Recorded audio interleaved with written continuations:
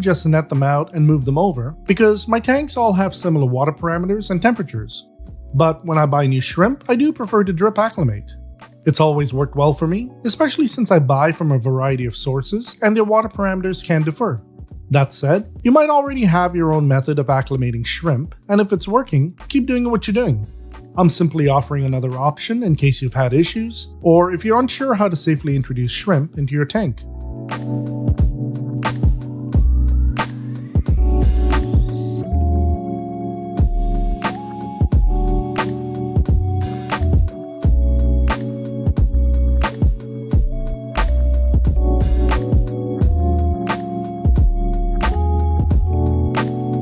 Myth: shrimp can live with any fish.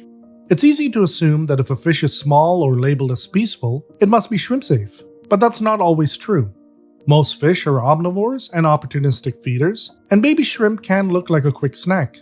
Some fish won't hesitate to harass or pick at adult shrimp, even if they aren't big enough to eat them outright. Bettas and dwarf gouramis are prime examples of this. Even common community fish like guppies, tetras, or rasboras can cause problems, especially in tanks without enough hiding spaces. If shrimp don't have places to retreat to, they can easily be eaten or get so stressed they either die or try climbing out of the tank. Over time, your entire shrimp colony can get wiped out. Shrimp thrive best in species-only tanks or with tank mates that are proven to be shrimp safe, like autosynclus catfish, snails, other shrimp species like bamboo or vampire shrimp, or carefully chosen nanospecies like Thai microcrabs. That doesn't mean it's impossible to keep shrimp with fish. But if you want your shrimp to breed, feel safe, and show their natural behaviors, it's important to set up the tank with the shrimp's needs in mind, choose tank mates carefully, and always keep an eye on how they're interacting.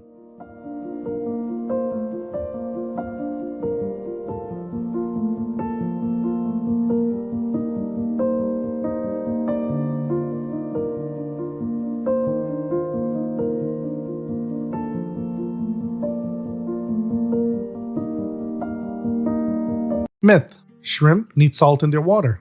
I see this pop up from time to time in the comments, but for freshwater shrimp like Neocaridina, Amano, or bamboo shrimp, salt isn't necessary, and over time, it can actually do more harm than good. These shrimp are adapted to live in freshwater, not brackish or marine environments. Adding salt without a specific reason can stress them out or disrupt the delicate balance of minerals they rely on for molting and long-term health. That said, aquarium salt does have its place. It can be helpful when treating parasites like Scutterella japonica, but only as a short-term treatment. And it's absolutely necessary if you're trying to raise Amano, bamboo, or vampire shrimp from larvae. In those cases, a separate brackish water tank is needed for them to survive the early stages of development. But outside of those special situations, your shrimp will do best in stable, well-balanced freshwater conditions with no salt required.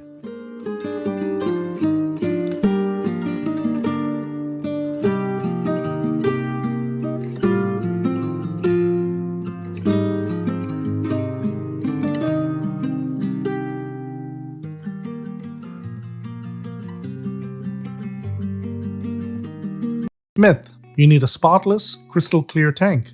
Definitely not. A tank that's too clean can actually be a problem when it comes to keeping shrimp.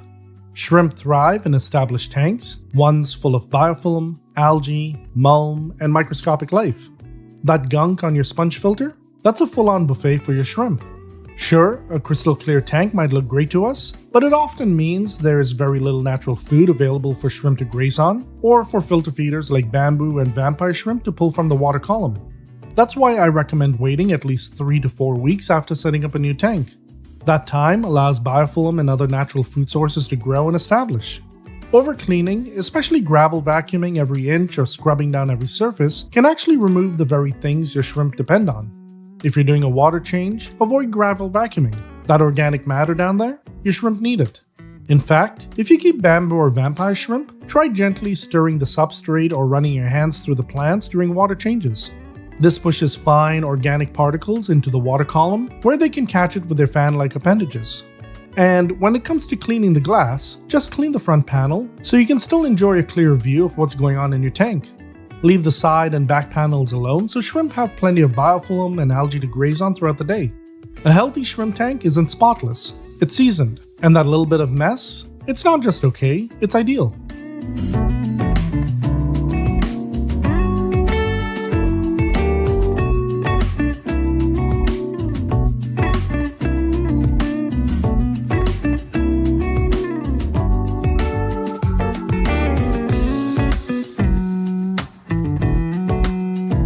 Myth: shrimp should only scavenge for food. I've read plenty of times that people buy shrimp and just let them scavenge without offering any actual food. The truth is, although shrimp are detritivores and scavengers, a varied diet is incredibly beneficial for them. It helps them grow, molt, breed, and stay healthy by providing a wide range of nutrients. Feeding a shrimp only one type of food can lead to a nutritional gap. Instead, aim to offer a mix of protein-rich foods like fuse or buzz, which are part of my premium shrimp food collection, along with blanched vegetables like spinach or carrots. Or try Vita, my 6-ingredient vegetable blend that's coming soon. You can also add in the occasional algae wafer to round things out. Even live or frozen foods like baby brine shrimp can mimic their natural diet and encourage active, healthy scavenging behavior. That variety is what keeps shrimp vibrant and thriving, not just surviving. So don't be afraid to switch things up and give your shrimp a more balanced, diverse diet. They'll thank you for it. If you'd like to try fuse or buzz with your shrimp, you'll find the link in the description and pinned comment below. Plus, you can get 10% off with the promo code FOREVER10 at checkout.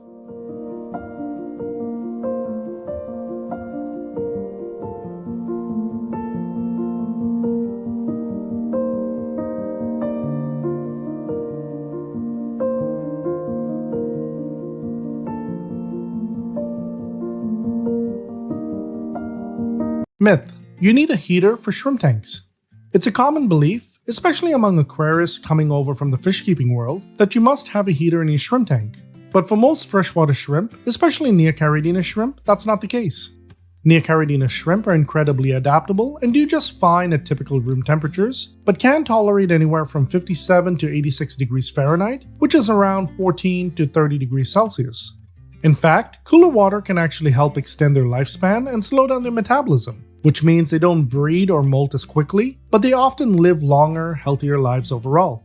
My buddy Mark Shelley from Mark Shelley Aquatics kept Neocaridina shrimp in an outdoor pond through near freezing temperatures, and when spring came around, they were still thriving. Now, if your home gets really cold in the winter and water temperatures drop drastically, then yes, adding a heater to maintain a stable baseline might help. But in most indoor environments, especially heated homes, a heater usually isn't necessary. In fact, it can sometimes cause problems if it malfunctions or overheats the tank. I only use heaters, not because my shrimp need them, but because I keep fish with them and to help lock in a consistent temperature at all times. Like with many things in shrimp keeping, stability matters more than precision. Whether or not you use a heater, just make sure your temperatures stay consistent and your shrimp will be just fine.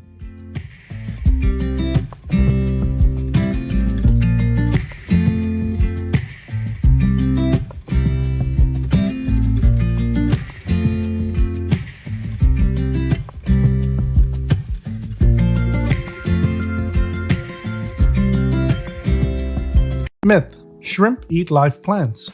This one causes a lot of unnecessary worry, especially when shrimp are seen picking at leaves or sitting on delicate plants like moss or stems. But the truth is, shrimp don't eat healthy plants. What they're doing is grazing on the surface, eating biofilm, algae, and decaying plant matter. Shrimp are gentle feeders. They don't have the mouth parts or appetite to tear apart healthy plant tissue. So if you notice a shrimp constantly picking at a plant, it's not eating the plant, it's cleaning it. In fact, shrimp are great at keeping plants tidy by removing dead tissue and organic buildup. Now, if a plant is already melting, dying, or deteriorating, shrimp will definitely scavenge the soft, rotting bits, but that's actually helpful. It prevents decaying matter from polluting your tank. So no, your shrimp aren't the problem. In fact, they're part of the cleanup crew, helping your plants, not harming them.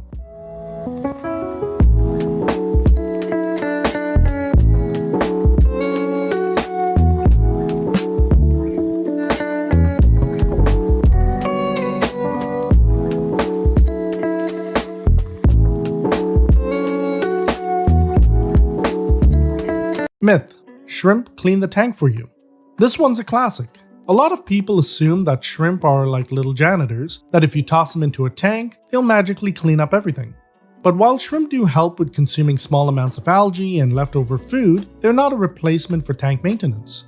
Shrimp are detritivores and scavengers, not miracle workers.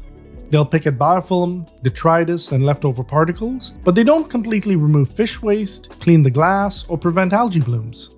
In fact, overfeeding or overstocking, especially under the assumption that the shrimp will take care of it, can lead to poor water quality and stressed shrimp. Think of shrimp as a complement to your cleaning routine, not a substitute for it. They're great at nibbling on what's already there, but they still rely on you to keep the water parameters stable, perform regular maintenance, and avoid overfeeding.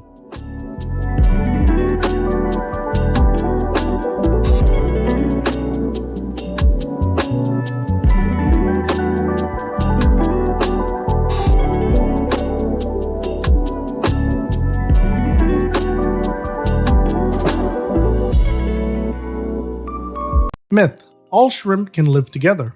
At first glance, it might seem like shrimp are shrimp, and that you can mix different types in the same tank without any problems. But in reality, not all shrimp are compatible, and mixing them can lead to stress, failed breeding, or even competition for food and space.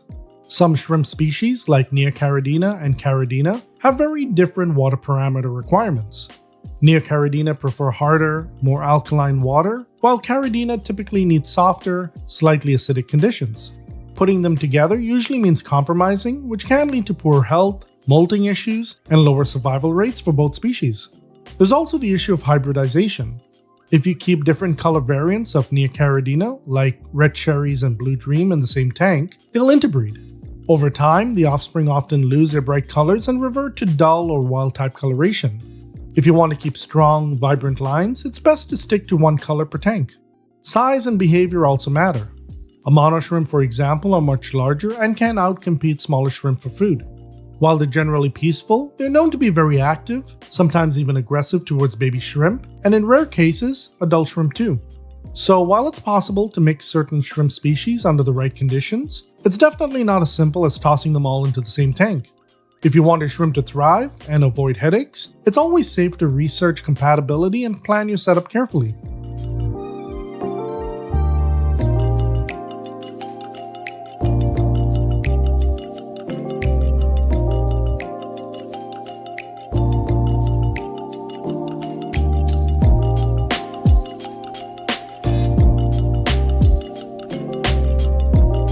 Myth: shrimp only breed in perfect water conditions.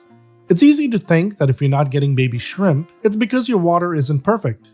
But the reality is, shrimp can breed in a wide range of conditions, as long as the environment is stable and consistent. Sure, extreme fluctuations in temperature, pH, or ammonia levels will harm shrimp and hinder breeding, but small deviations from perfect won't necessarily stop them from breeding. In fact, shrimp are incredibly adaptable and can reproduce in less than ideal conditions, as long as the water is within a healthy range for that specific species. For example, Neocaridina shrimp are fairly forgiving when it comes to water parameters. They can breed in water with a pH of 6.5 to 8.0 as long as the tank is stable. Caridina shrimp, however, are a little pickier and may require more specific conditions like softer water and a slightly lower pH. Breeding success often comes down to a combination of stable water, good nutrition, and environmental factors like temperature and hiding places. If your shrimp aren't breeding, it's more likely that one of these factors is off, rather than it being about perfect water conditions. So don't stress about chasing perfection. Focus on consistency, be patient, and your shrimp will breed when they're ready.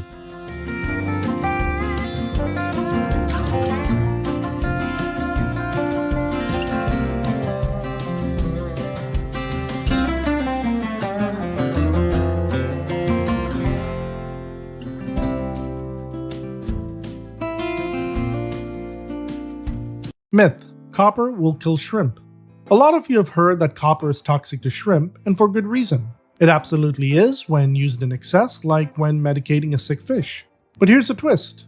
Copper is often present in shrimp food in trace amounts, and in those small quantities, it's not harmful to shrimp at all.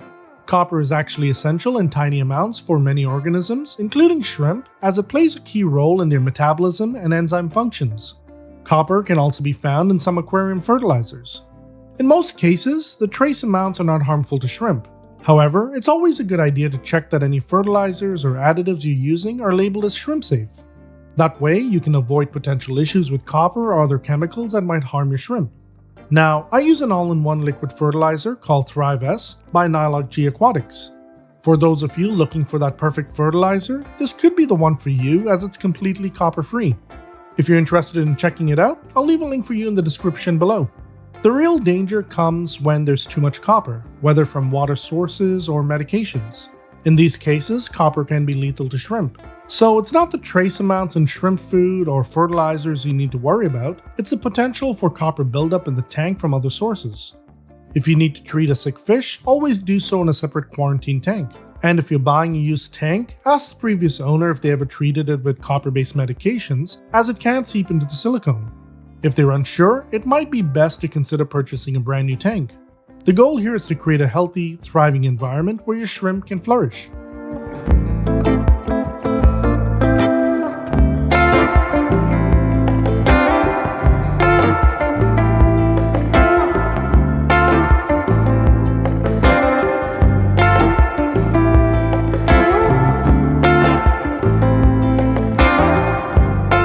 Fish-only tanks are by far the most popular choice for beginners. For many aquarists, this is where the hobby begins. Unlike shrimp, which are subtle and detail-oriented, fish deliver an immediate sense of life and activity in the tank. A single betta flaring at the glass or a school of tetras darting across the tank instantly grabs your attention. When it comes to size, you can match the fish to the space you have. Nanofish like bettas, tetras, or rasboras thrive in smaller aquariums, while larger species like angelfish or gouramis need more room. If you're into bigger, showpiece fish like Oscars or discus, you'll want at least a 55-gallon tank or larger. The beauty of a fish-only setup is that you can scale it up or down depending on what interests you most. Fish tanks can range from very affordable to fairly expensive depending on the species you choose and the size of your setup. A simple betta tank can be done on a tight budget, while larger aquariums with angelfish, discus, or Oscars require stronger filters, heaters, and sometimes even custom stands. Ongoing costs include food, water conditioners, and replacement filter media. Smaller schooling fish are usually inexpensive, but larger or rarer species can add up quickly. Equipment is pretty standard across the board: a good filter, heater if you're keeping tropical fish, and decent lighting. That said, even standard equipment can get expensive if you go high-tech or choose better-known brands, so it's worth balancing your budget with your goals. Decorations and live plants are optional, though keep in mind some fish will happily nibble or even destroy plants, while others thrive in planted setups. Feeding is usually straightforward in a fish-only tank. Most fish do well on high-quality flakes or pellets, but adding frozen or live foods like brine shrimp or Daphnia can boost their color and bring out natural behaviors. The main thing is to avoid overfeeding, since leftover food quickly breaks down into waste and can crash your water quality. Maintenance is fairly simple. Weekly or bi-weekly water changes of 20% or more are enough, depending on the species and the size of fish you keep, along with routine filter cleaning depending on the type, whether you're running sponge filters, hang-on-back filters, or canister filters. You'll also need to clean algae off the glass and occasionally trim plants if you have them. If you're going on vacation, you've got 3 options. Skip feeding for a few days, use an automatic feeder, or have someone check in. Skipping meals is fine for up to a week in most cases, but if you'll be away longer, an automatic feeder or a trusted helper becomes essential. The bottom line is, a fish-only tank gives you personality, movement, and flexibility, whether it's a small nano setup or a big display centerpiece.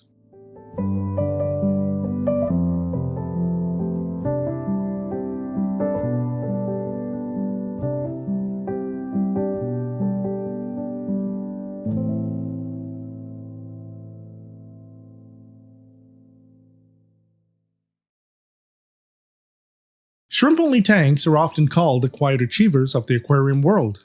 They don't have the flashy movement of fish, but they make up for it with fascinating behavior and a level of detail you'll never get tired of watching. Imagine a cluster of tiny shrimp grazing together on a leaf, or filter-feeding shrimp fanning the water column for food. Calm, delicate, and endlessly fascinating. If you're brand new to shrimp keeping, this might surprise you. Shrimp don't actually need a huge tank. Neocaridina shrimp, like red cherry shrimp, can live in something as small as 5 gallons. But here's a catch. Smaller tanks swing in parameters very easily. I recommend at least a 10-gallon setup because the larger water volume is far more stable. Patience is everything. Shrimp rely heavily on biofilm, microfauna, and overall stability. You should let the tank establish for at least 3 to 4 weeks before adding any shrimp. If you add them too soon, you risk losing most of your colony to swings in water parameters or lack of food. It's also important to match species to the right setup. Neocaridina are hardy and perfect for beginners. Bamboo and vampire shrimp need at least 20 gallons, strong flow, and a mature tank. Caridina and Sulawesi shrimp need precise, stable conditions. Mixing them into a Neocaridina style setup almost always ends badly. Cost varies a lot.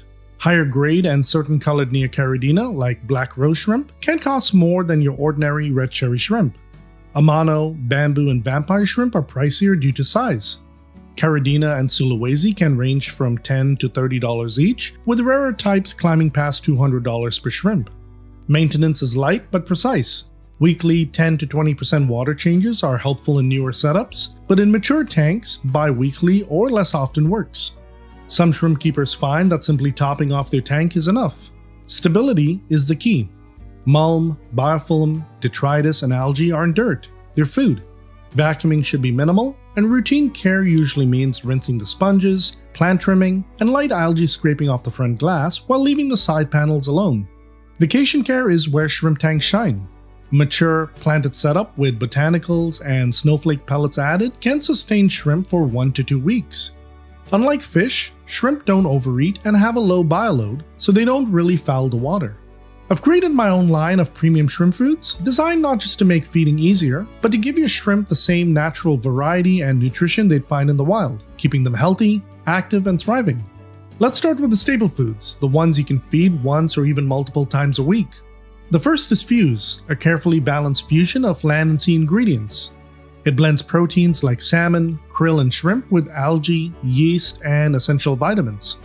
That combination gives your shrimp omega-3s for color, antioxidants for immunity, and gut-friendly nutrients that support digestion and steady growth. In short, Fuse is an all-in-one diet that helps build a strong, thriving colony. To complement that, there's Vita. Where Fuse is protein-heavy, Vita is entirely plant-based. It's made from a blend of vegetables like carrot, spinach, kale, beetroot, pumpkin, and sweet potato. Packed with fiber, minerals, and antioxidants, Vita encourages healthy molting, natural coloration, and long-term vitality, all without fillers or preservatives. Used together, Fuse and Vita give your shrimp the same balance they'd naturally seek out in the wild. Next are the complementary foods, perfect as weekly add-ons or treats. Snow is my snowflake food, which are soybean hull pellets. When it hits the water, it expands into a soft, fluffy layer that shrimp graze on for days. As it breaks down, it also fuels biofilm growth, one of the most natural food sources for shrimp. It's high in fiber, safe to leave in the tank for a long period of time, and even works as an ideal vacation food when you're away. And finally, there's Buzz, pure, natural bee pollen granules. Buzz is loaded with protein, amino acids, vitamins, minerals, and powerful antioxidants. It gives your shrimp an incredible boost for growth, color, energy, and overall health. Even a small weekly feeding of Buzz can make a noticeable difference in your colony. The great part is, you can pick up any of these foods individually, as a 4-pack, or even as a sample 4-pack if you just want to test them out. And to make it even better, you can get 10% off when you use promo code FOREVER10 at checkout. You'll find the link in the description and pinned comment below. These 4 signature foods make shrimp feeding easy and stress-free while giving them the same balance they'd get in the wild. So while shrimp-only tanks are budget-friendly, low-maintenance, and stable once established, they really reward patience. If you enjoy detail and want a calm, fascinating setup, shrimp-only tanks might just surprise you.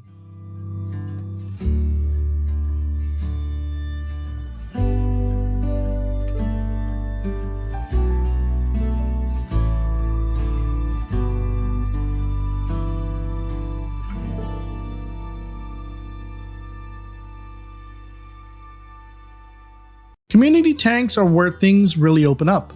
Most people think of a community tank as simply mixing different species of fish together, and that's true. A school of tetras swimming mid-water with some corridors on the bottom already counts as a community. But you can take it further. Many aquarists, myself included, like to build true little ecosystems by adding shrimp, snails, and even species like Thai microcrabs, creating a balanced mix where every species has its own role. The biggest advantage of a community tank is variety. Instead of focusing on just one species, you get a lively display of different colors, shapes, and behaviors all in the same tank. It's like building your own living city where every corner is full of activity. The challenge, though, is compatibility. Not all fish can live together, and not all fish can be kept with shrimp. Some species that look peaceful can turn into bullies, while others may see shrimp as food. Doing your research before stocking your tank is the difference between a thriving community and a stressful one. When it comes to community tanks, size and budget go hand in hand. Larger aquariums give every species more room to claim territory and help reduce aggression, while smaller setups are best for peaceful nanospecies. A simple 10 to 20 gallon tank with hardy fish and near caridina shrimp can be set up affordably, but scaling up to a 55 to 75 gallon tank with larger shrimp or fish, rarer species, centerpiece picks, live plants, stronger filters, and premium equipment quickly raises the cost. Feeding in a community tank takes a bit more thought. Surface feeders do best with flakes or floating pellets, while bottom dwellers need sinking foods. Powdered foods can help reach everyone. The nice thing is, the food you feed your fish will also get scavenged by your shrimp and snails. But if you want to target feed your shrimp specifically, there are specialized shrimp foods, other than my own, that sink quickly and break down slowly, giving them time to graze without competition. Maintenance is similar to a fish-only tank but can take a little extra care. Weekly or bi-weekly water changes of about 20% are typical, along with scheduled filter cleaning depending on what you run, whether it's a sponge filter, hang-on back filter, or canister filter. Algae scraping and plant trimming often round out the routine. If you're going away on vacation, community tanks follow the same 3 options as fish-only setups. Skip feeding for a few days, use an auto feeder, or have someone check in. But with a community tank, I always recommend having someone you trust stop by. It gives you peace of mind and makes sure every species gets fed properly.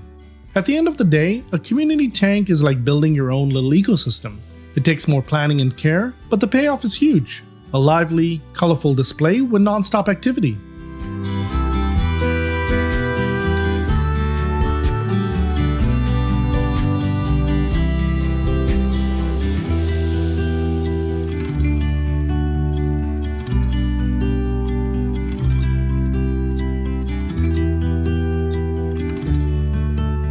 Mulm is basically a mix of tiny bits of dead plants, leftover food, fish poop, and other small particles that settle at the bottom of your tank. Think of it as the aquarium's natural dust. It might look messy, but it's actually doing some important work. Mulm isn't unique to aquariums. It naturally forms in rivers, lakes, and ponds too. What makes mulm special is that it's alive with microscopic helpers you can't see, beneficial bacteria, fungi, and protozoa. The most important residents are the bacteria, which convert fish waste and other organic matter into less harmful substances through the nitrogen cycle. Alongside them, fungi and protozoa break down leftover food and dead plant matter. Some shrimp and fish even snack on these tiny creatures, making mulm a living ecosystem, not just dirt. These tiny organisms collectively transform waste into nutrients that plants and animals in your tank can use. So even though mulm might not look great sitting at the bottom of your aquarium, this vibrant micro-community plays an essential role in keeping your tank balanced and healthy.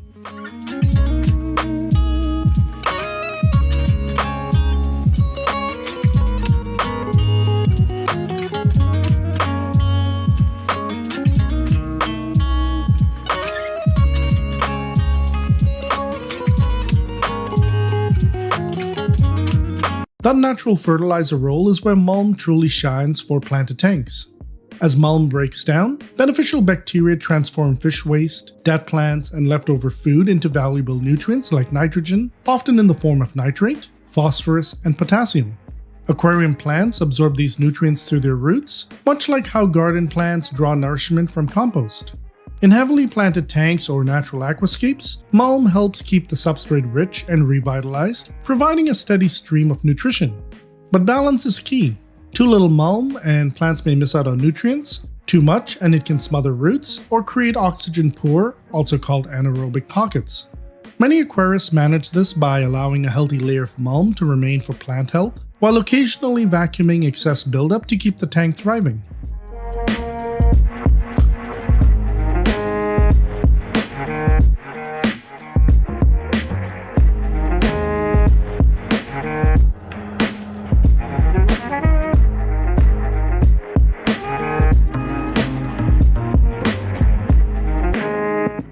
How mulm behaves depends a lot on your tank substrate. For example, sand has very small, tightly packed particles, so mulm usually collects on top and stays visible. This means sandy tanks show mulm more clearly, making it easier to monitor and clean if you want to. Gravel, on the other hand, has larger gaps between pieces, so mulm can sink down and hide beneath the surface. Gravel tanks may look cleaner on the surface, but debris can accumulate deep between the stones, which is why some aquarists vacuum occasionally. Personally, I don't vacuum my substrate. I let the mulm fertilize my plants while the beneficial bacteria help keep my water quality in check.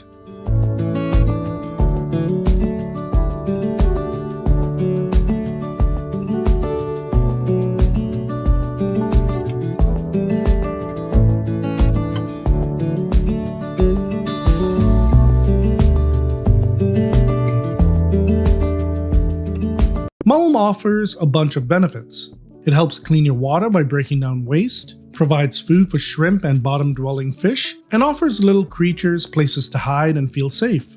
This includes baby shrimp who find shelter and protection in the mulm as they grow, helping them avoid predators and stressful conditions. For shrimp breeders, mulm is especially valuable because it creates a natural environment where shrimp can thrive and reproduce. So having some mulm in your tank is actually a very good thing. But like many things in life, too much mulm can cause problems. When it builds up too much, it can release excess nutrients that fuel algae growth or make your tank smell bad. Thick layers of mulm can also smother plant roots, blocking them from absorbing nutrients and create oxygen-poor pockets in the substrate, which can be harmful to your shrimp and fish. Signs you have too much mulm include cloudy water, unpleasant smells, or sudden changes in your water test results. To keep mulm in check, you'll want to feed less, clean your tank regularly, and make sure your filter is working well. Here's a bonus tip. If you notice smelly pockets, gently stirring with a plant-safe tool during water changes can help oxygenate those areas and keep bacteria thriving.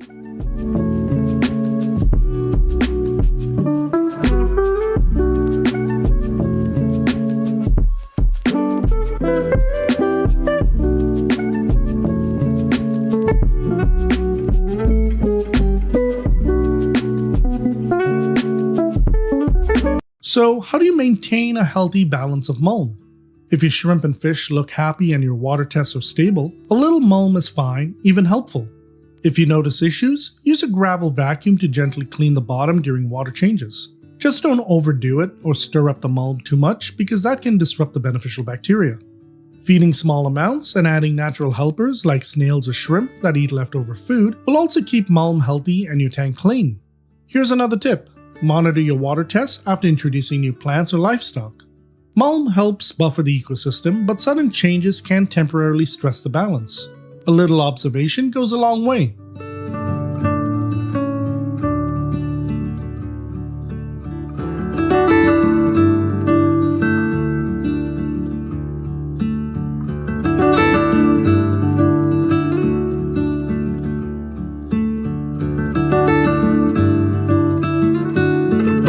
The cherry grade is the starting point for red cherry shrimp, and it's also the lowest grade when it comes to color. These shrimp are mostly translucent with only modest red spotting across your bodies. Instead of a solid coat, the red shows up as tiny freckles or a light dusting, giving them almost a pixelated look when you see them up close. Large portions of their shell, especially their tail, lower abdomen, and legs, are completely clear. Males in particular are almost glass-like, sometimes showing only a few faint red dots. Females tend to display a bit more color, occasionally with a faint reddish saddle or a thin line running along the back, but overall the red is weak, patchy, and uneven. Because the exoskeleton is so transparent, it's easy to see the internal organs. On females, you can even spot the saddle of eggs through the carapace. Red pigment coverage is minimal, and the legs and head usually lack color entirely, which makes the few red specks stand out even more against an otherwise invisible shrimp. Cherry grade shrimp are extremely common and affordable, usually the cheapest red shrimp you can find, often selling for just $1 to $2 each. Beginners love them because they're affordable and easy to keep, making them a great way to test the waters when starting out in shrimp keeping.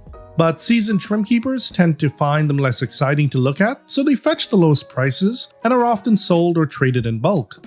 Breeders, however, can improve the color of the cherry grade through selective breeding and culling, keeping only the reddest individuals for reproduction while removing the lower quality ones. Over successive generations, this method can upgrade a low cherry grade colony into a brighter, low sakura grade colony.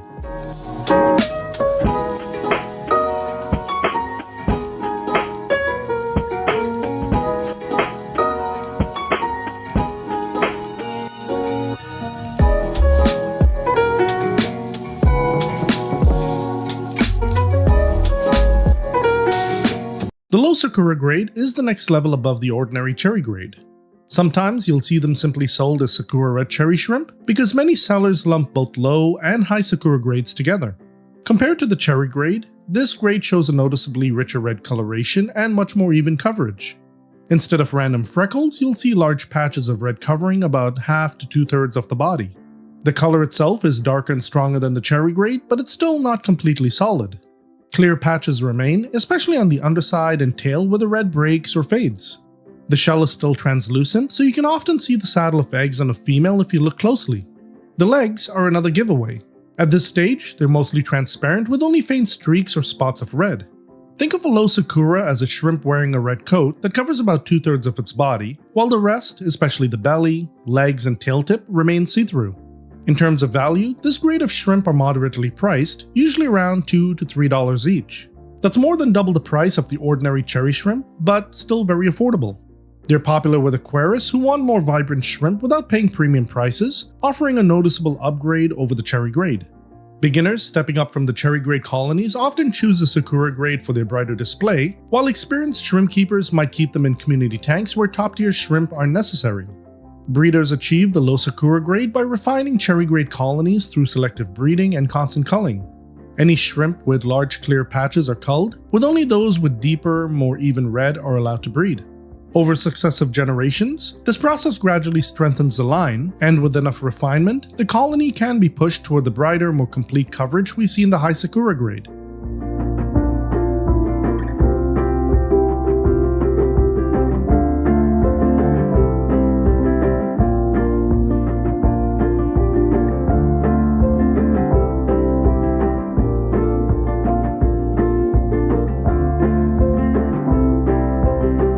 The high Sakura grade is the refined version of the low Sakura, where the color comes close to full coverage, but doesn't quite get there. Some sellers lump both Sakura grades together, but separating them really highlights the quality gap between a decent red shrimp and an exceptional one. Compared to low Sakura, these shrimp display a much deeper, more saturated red. Their coverage is nearly complete, with only small translucent spots remaining. Sometimes you'll notice a faint orange tint in the thickest parts of the shell or at the very tip of the tail, but to most people, the body looks solid red. A key way to recognize high Sakura shrimp is by checking the legs. Unlike low Sakura shrimp, where the legs are mostly clear, high Sakura shrimp start showing real red pigmentation on their limbs. The color may still be blotchy or not quite as bold as the body, but it's clearly there, and that's an important marker of quality. High Sakura shrimp also carry red pigment across nearly their entire body, from the rostrum, their nose, all the way to the tail fan. The few transparent patches that remain are tiny, usually at shell joints or the edges of segments. Females may still reveal their saddle of eggs under strong light, but under normal viewing conditions, they look impressively red. At this stage, even the males finally start to catch up, with some rivaling the coloration of females. That makes sexing shrimp by color alone much more difficult. In terms of value, high Sakura shrimp sit right in the middle. They usually sell for around $3 to $5 each, more expensive than the low Sakura grade, but still far cheaper than the fire red or painted fire red grades. They're popular among intermediate keepers who want something truly eye-catching without paying top-tier prices. Breeding high Sakura requires rigorous selection. Breeders set aside only individuals with virtually full red coverage, including colored legs, for the high Sakura breeding tank. Anything less is culled and downgraded to a lower grade group. Over time, this consistency keeps the line strong. And every now and then, a high Sakura female will produce offspring that are fully opaque, essentially reaching the fire red grade, at which point they can be separated and used to establish the next level.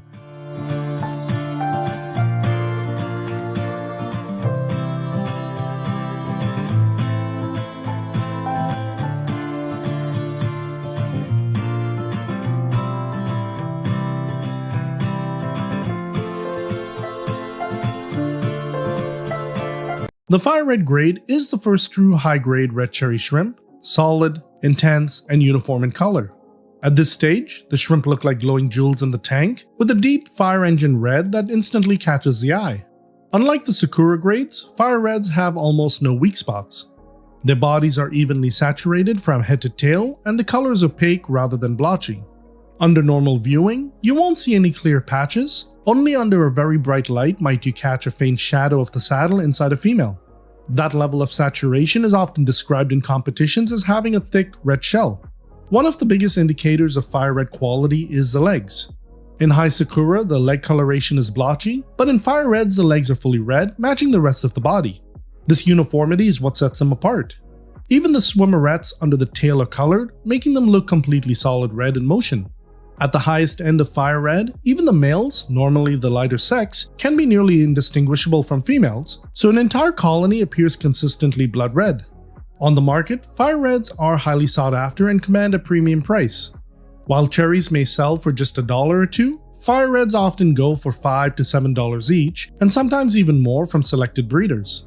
That's why they're often called a serious hobbyist shrimp, striking enough for aquascapers who want a vivid display, yet reliably enough to breed true when kept in a pure line. Maintaining fire red quality requires strict breeding practices. Any shrimp that shows even the faintest transparency, whether in the leg joints or a lighter patch on the tail, are culled to a lower grade tank.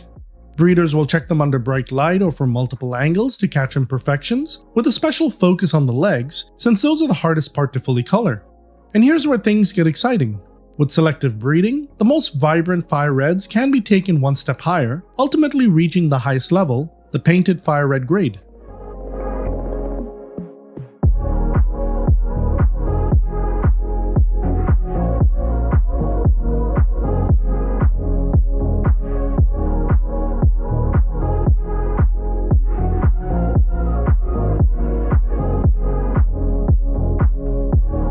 The painted fire red grade is the pinnacle of red cherry shrimp, the absolute highest grade you can achieve. These shrimp are so deeply and uniformly colored that they look as if they've been painted solid red. Their red isn't just bright, it's thick, saturated, and completely opaque. Unlike fire reds, where you might still catch a faint shadow of a female saddle under strong lighting, painted fire reds conceal everything. The shell carries so much pigment that it looks dense and glossy, sometimes even verging on a dark maroon tone. Even the tiniest parts, like the base of each antenna, swimmerettes, and tail tips, are red. The body coverage is 100%. There are no clear joints, no translucent leg tips, no faint patches. When they swim, they look like crimson silhouettes moving across the tank. If you compare one side by side with a high sakura or even a strong fire red, the difference is night and day. In a painted fire red colony, males may still lag slightly behind the females, but even then, they're redder than any sakura or fire red shrimp. Breeders strive for males that at least meet fire red standards so that the colony holds consistent quality. Painted fire reds are among the most expensive and coveted Neocaridina shrimp. They typically sell for about $7 to $10 each, but can go for more depending on the breeder. In competitions, painted fire reds regularly score at the top because they check every box: fully red legs, thick opaque shells, and flawless coverage. Maintaining painted fire reds is a delicate art. Breeders isolate them into closed lines and cull relentlessly. Any shrimp that shows even the slightest transparency is culled and moved down to a fire red tank. At this grade, even subtle checks matter. Breeders may shine strong lights or use macro photography to make sure shells are truly opaque. This is why painted fire reds are considered the gold standard of the red cherry shrimp lineage, the ultimate achievement in color and consistency.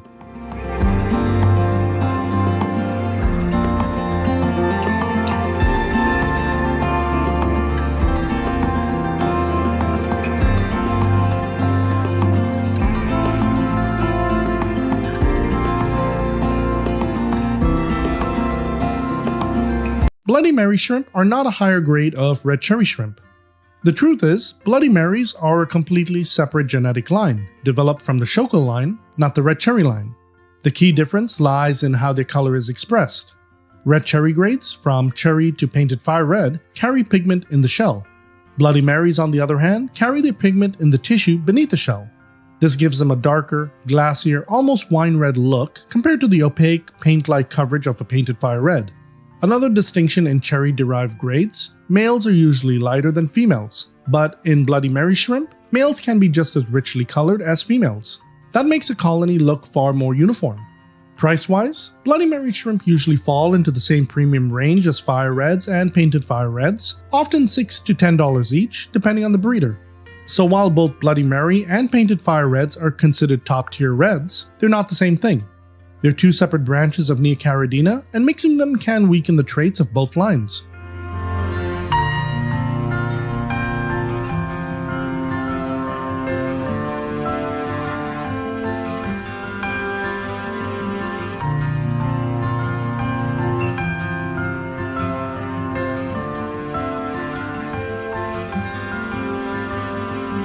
Mishap: your aquarium heater gets unplugged or malfunctions.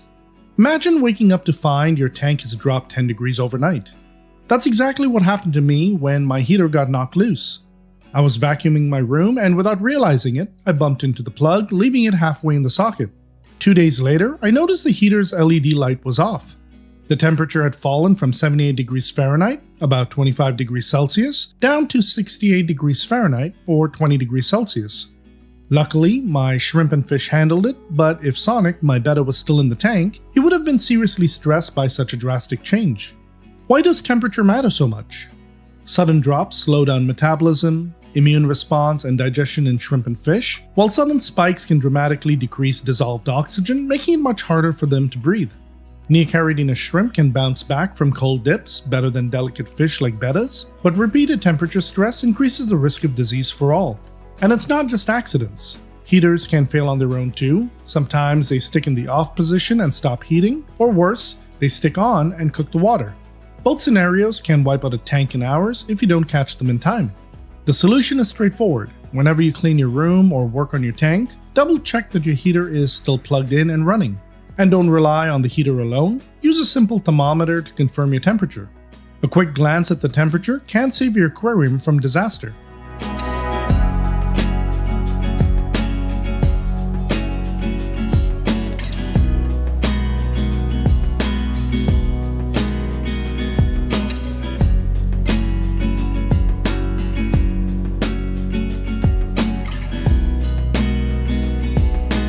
Mishap: forgetting to treat tap water. Nothing will crash your tank faster than untreated tap water. Most municipal water contains chlorine and chloramine, both highly toxic to shrimp and fish. If you forget the step during a water change, you may not see the damage right away, but within hours, shrimp and fish can start showing signs of stress or even die off.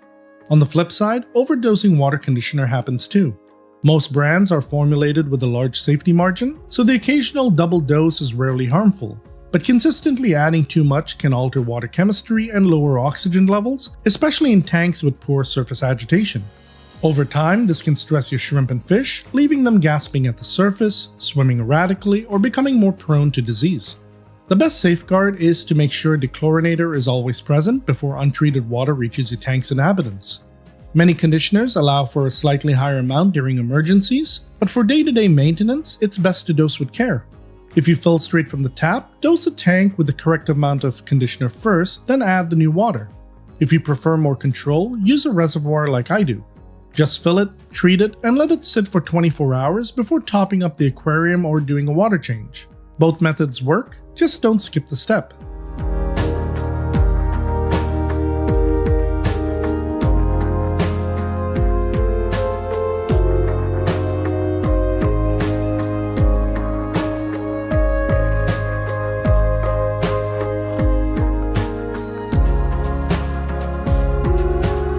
Mishap: forgetting to turn equipment back on. After a water change or routine maintenance, it's surprisingly easy to forget to turn your filter, heater, or air pump back on. The problem is that without circulation, oxygen levels drop quickly, and if a filter stays off too long, the beneficial bacteria inside can die off. When you restart it, that can trigger an ammonia spike.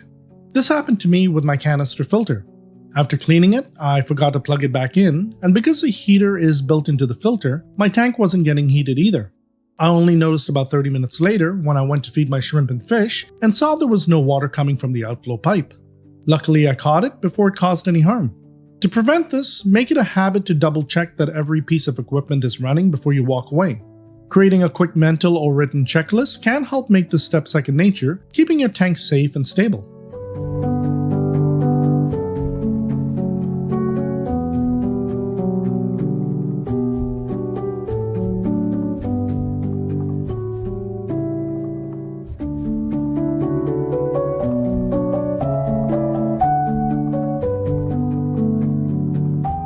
Mishap: overfilling the aquarium or bucket. It's a simple mistake, but one almost every aquarist has made. During a water change, it's easy to get distracted and forget the siphon or hose is still running. The next thing you know, your bucket is overflowing across the floor, or your aquarium is filled to the rim and spilling over the edges. You won't believe the number of times I've overfilled my aquariums only to deal with the aftermath. Not only is this a headache to clean up, but water on the floor can damage furniture, flooring, and electrical outlets. The easiest way to avoid this is to never leave your water change unattended. Stay close while filling or draining, and stop a little before the tank reaches the top so you have a buffer zone.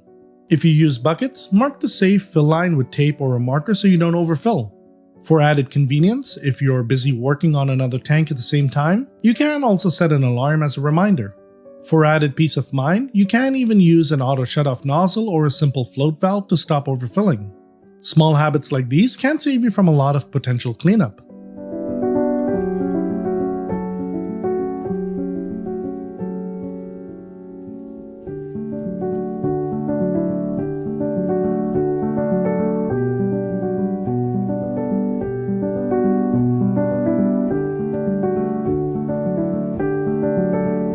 Mishap: using the wrong or contaminated cleaning tools. Accidentally using the wrong sponge, bucket, net, or any tool contaminated with soap, chemicals, or cleaning products can spell disaster. Household sponges often contain soaps or antibacterial treatments, and buckets used for cleaning supplies can leach toxins into your aquarium. Even trace amounts can wipe out shrimp and fish. One of my subscribers experienced this firsthand. Someone in their household used the bucket they normally reserved for acclimating new shrimp, and unfortunately, the shrimp they had just purchased died within 24 hours. The safest approach is to keep dedicated tools for your aquarium and ensure they are never used for anything else. Label them clearly if needed so there's no chance of mix-ups. If a sponge smells like soap, perfume, or chemicals, toss it, never use it in the tank. That little bit of organization goes a long way toward protecting your tank.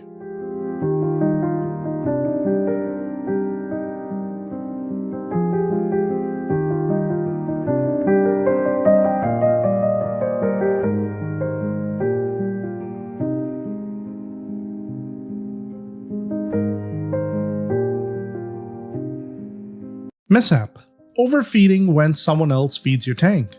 One of the easiest ways to run into trouble is when you go on vacation and ask a friend or family member to feed you shrimp or fish. Most people don't realize how little food an aquarium actually needs, so they end up dumping in way too much. By the time you're back, the water's cloudy, ammonia is climbing, and there's a possibility you may have lost some of your tank's inhabitants. What works best for me is pre-portioning the food before I leave. Use small containers or pillboxes labeled for each day, so all your helper has to do is dump in one serving. This keeps your tank fed without the risk of overfeeding. And remember, in shrimp-only tanks, less is always more. Smaller portions encourage natural grazing and prevent pollution. If you travel often for long periods of time and can't find a helper, consider investing in an automatic feeder, but test it out completely to ensure it feeds the proper quantity. Speaking of feeding shrimp, I've created my own line of premium shrimp foods, designed not just to make feeding easier, but to give your shrimp the same natural variety and nutrition they'd find in the wild. The result? Shrimp that stay healthy, active, and thriving. Let's start with the staples, the foods you can feed once or even multiple times a week. The first is Fuse, a carefully balanced fusion of land and sea ingredients. It blends proteins like salmon, krill, and shrimp with algae, yeast, and essential vitamins. That combination delivers omega-3s for colors, antioxidants for immunity, and gut-friendly nutrients that support digestion and steady growth. Fuse even comes with a tiny scoop so you'll never have to worry about overfeeding. To complement that, there's Vita. While Fuse is protein-rich, Vita is plant-based. It's made from a blend of carrot, spinach, kale, beetroot, pumpkin, and sweet potato. Packed with fiber, minerals, and antioxidants, Vita encourages healthy molting, natural coloration, and long-term vitality, all without fillers or preservatives. And just like Fuse, Vita comes with its own scoop, making it simple to measure out the right amount every time. Used together, Fuse and Vita give your shrimp the same balance they naturally seek in the wild. Now for the complementary foods, perfect as weekly add-ons or special treats. Snow is my snowflake food made from soybean hull pellets.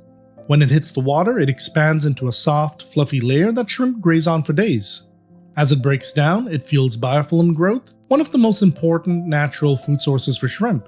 It's high in fiber, safe to leave in the tank for a long period of time, and even works as a vacation food when you're away. And finally, there's Buzz, pure natural bee pollen granules. Buzz is loaded with protein, amino acids, vitamins, minerals, and antioxidants. Just a small weekly feeding gives your shrimp an incredible boost in growth, color, energy, and overall health. You can pick up any of these foods individually, grab the full 4-pack, or try the sample 4-pack if you just want to test them first. And to make it even better, you'll get 10% off with promo code FOREVER10 at checkout. I'll leave a link for you in the description and pinned comment below. These 4 signature foods make shrimp feeding easy and stress-free while giving them the same balance they'd get in the wild. And this is just the start. I'll be adding even more unique foods down the line, so stay tuned.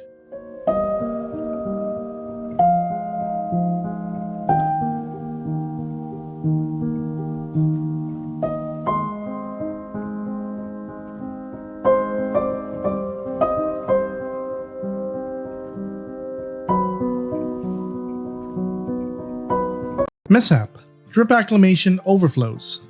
Drip acclimation is what I personally use to introduce new shrimp, but it takes time and it's easy to get distracted and forget it's running. That's exactly what happened to me when I brought home some red cherry shrimp. I started drip acclimating them around 9 p.m, planning to let it run for about 3 hours. Instead, I fell asleep watching TV and woke up at 4 a.m. to find the water right at the brim of the container. Thankfully, it was a large container. But give it another half hour and I would have had a pool of water on the floor to deal with. When drip acclimating, protect yourself by using a large enough container or place your smaller container inside a larger one. This way, if the water does overflow, it will do so into the larger container. Setting an alarm is another easy safeguard. That way, you get all the benefits of a slow, gentle acclimation without the mess.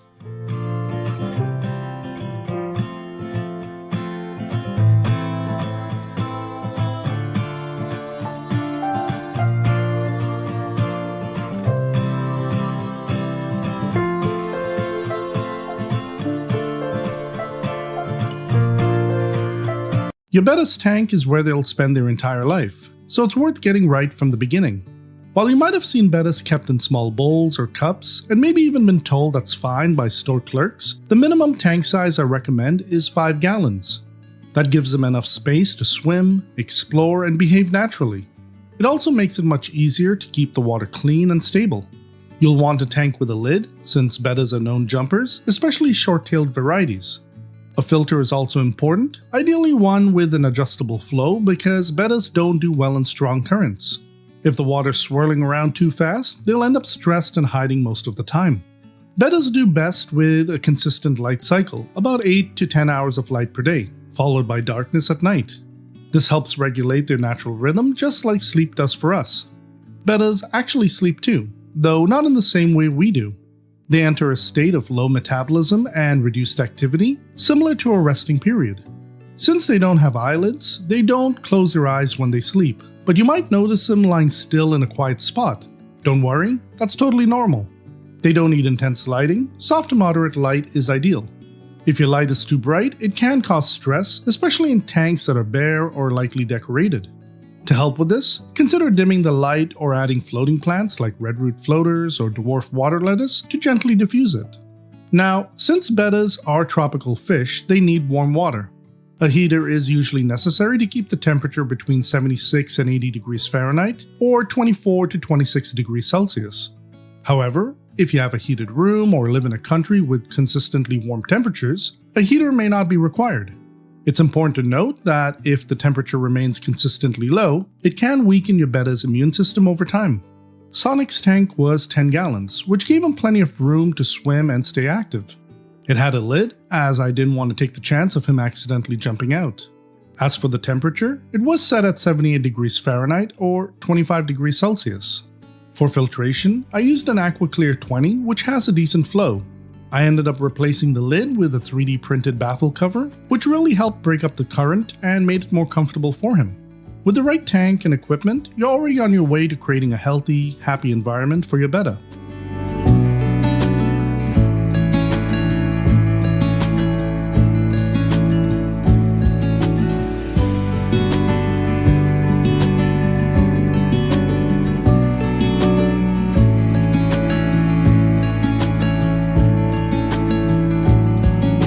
Bringing a betta's tank to life means more than just filling it with water. It's about creating an environment that feels natural, safe, and engaging. The goal is to give your betta a space where they can explore, rest, and feel secure, just like they would in the wild.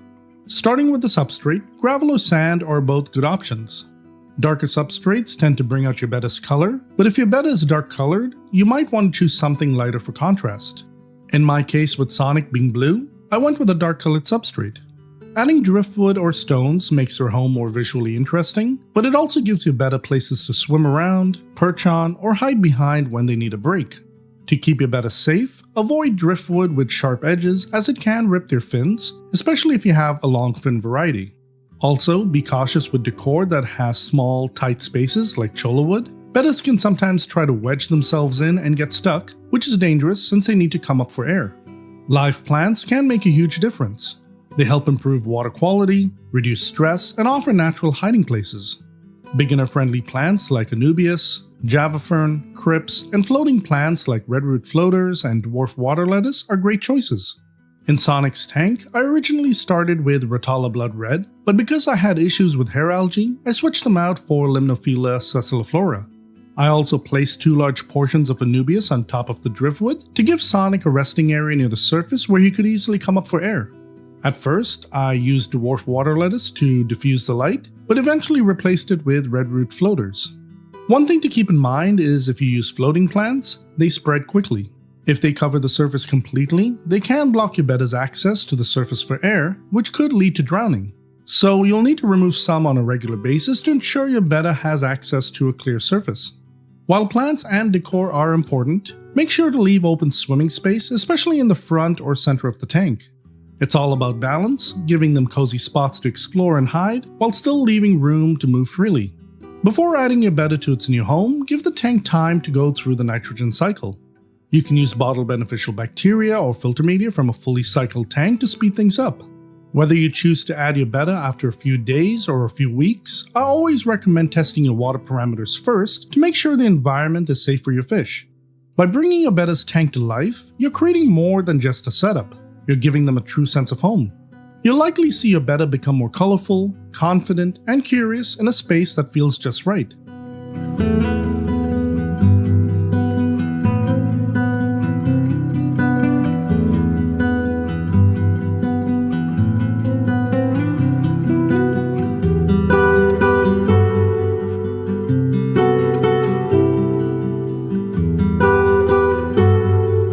Bettas have a reputation for being aggressive, but the truth is, it depends. Some are calm and tolerant, while others prefer to be completely alone. It really comes down to the individual betta's personality, tank size, and how carefully tank mates are chosen. If you're a new aquarist or still getting to know your betta, there's absolutely nothing wrong with keeping them solo. In fact, many bettas thrive in peaceful solitary tanks where the space is all their own. It reduces stress, prevents injuries, and keeps things simple. But if you're interested in adding tank mates to the mix, it can work as long as the tank is large enough, at least 10 gallons, has plenty of plants and hiding spots, and you're choosing the right species. Some peaceful tank mate options include nerite or mystery snails, Neocaridina or Romano shrimp, and fish like amber tetras, pygmy corydoras, harlequin rasboras, or chili rasboras. If you're keeping a male betta, never house it with another male. They'll fight constantly. Female bettas can sometimes be kept together in groups, known as a sorority, but this requires a much larger tank and lots of cover to allow each fish its own territory. As for tank mates, avoid guppies, since their long flowing tails and bright colors often trigger aggression. You'll want to avoid fin nippers like tiger barbs or certain danios, as they can quickly stress or injure your betta. Here's a tip when selecting a betta. See if your local fish store has any kept in a community tank. If the betta seems calm and ignores its tank mates, it could be a good choice for your setup. If it's flaring, chasing, or guarding its space, it's probably best kept alone. If you're picking one kept in an individual container, it's really a 50-50 as it might be peaceful or it might not. If you're setting up a new tank, introduce the tank mates first and give them time to settle in before adding the betta. Once your betta is added, keep a close eye on things for the first few days. Even bettas that seem peaceful at the store can become territorial in a new space. I always recommend having a backup tank or container ready, just in case you need to rehome the betta or one of its tank mates. It's always better to be prepared than risk losing any of your inhabitants. When I selected Sonic, he came from a tank with other fish. That's how I knew he was likely to be peaceful. When I set up his aquarium, I was confident he'd get along with the pygmy corydoras I planned to add, but I wasn't sure about the snowball shrimp. Thankfully, he ignored them too. Before Sonic, I had another betta who was much more aggressive. My amount of shrimp would constantly hide from him, and when I moved him to another tank, he started chasing the Neocaridina shrimp around. At the time, I had green jade shrimp, which are quite dark, so I changed the substrate to something darker as well, hoping they'd blend in better. Surprisingly, that worked. He stopped bothering them, and it wasn't until later that I learned why. Bettas don't have the best eyesight. They can see colors and motion fairly well, especially bright or fast-moving things, but their focus and depth perception aren't great. That's why they sometimes miss when going after their food or flare at their own reflection, thinking it's another fish. So whether you decide to keep your betta alone or with carefully selected tank mates, the key is observation. Watch for signs of stress, flaring, chasing, or hiding. Every betta is different, and if they show signs of discomfort, it's perfectly okay to keep them solo. At the end of the day, their well-being always comes first.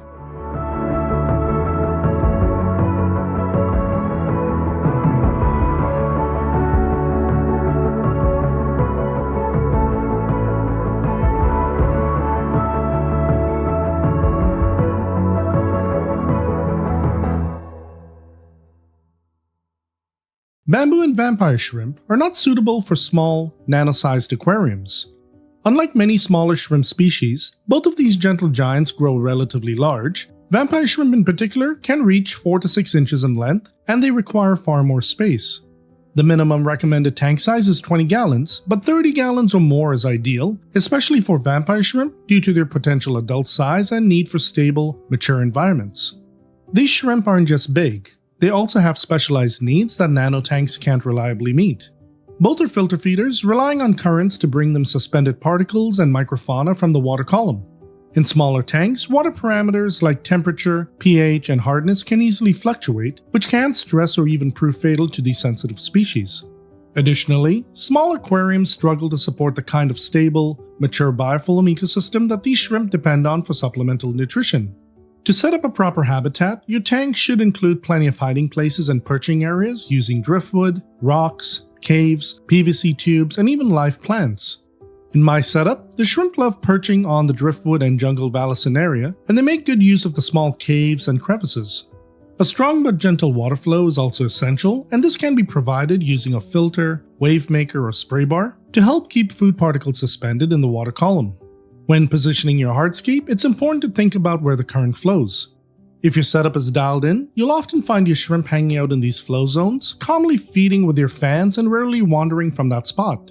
Soft lighting and shaded areas are another important detail, particularly for vampire shrimp, which tend to be more sensitive to bright light as they're nocturnal creatures.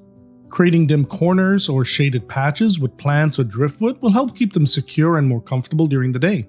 Although they're peaceful and non-aggressive, bamboo and vampire shrimp can become withdrawn or fail to thrive if kept in cramped, sterile, or overly clean tanks. They simply don't fare well in small volumes. Providing ample space, stable parameters, and a mature, particle-rich environment is absolutely essential to keeping them healthy and happy long-term. Before I set up my current 55-gallon bamboo and vampire shrimp tank, which houses around 11 vampire shrimp and 12 bamboo shrimp, I actually kept a single bamboo shrimp in a 15-gallon Fluval Flex aquarium. It really thrived there because I used a 3D printed spray bar that I ordered from a shop on Etsy. The shrimp loved it and would spend hours perched right in front of the flow, feeding. So if you happen to have the same tank and plan on keeping a single bamboo shrimp, I'll leave a link to that store in the description below. I'm not affiliated with them, I just love their product.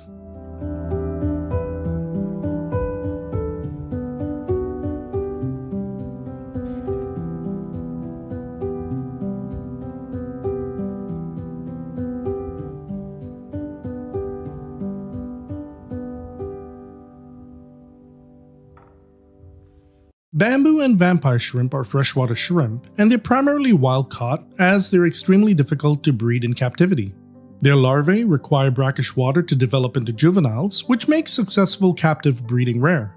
The adults sold in stores, however, live entirely in freshwater and thrive in fully freshwater aquariums.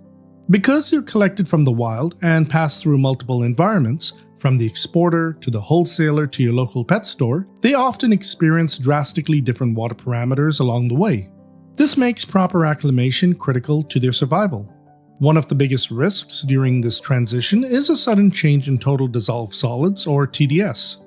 A large difference in TDS between the water the shrimp were kept and shipped in and your aquarium can cause osmotic shock, which is a dangerous and potentially fatal condition. Shrimp regulate water and salt through a process called osmoregulation. When TDS shifts too quickly, their bodies can't adjust in time.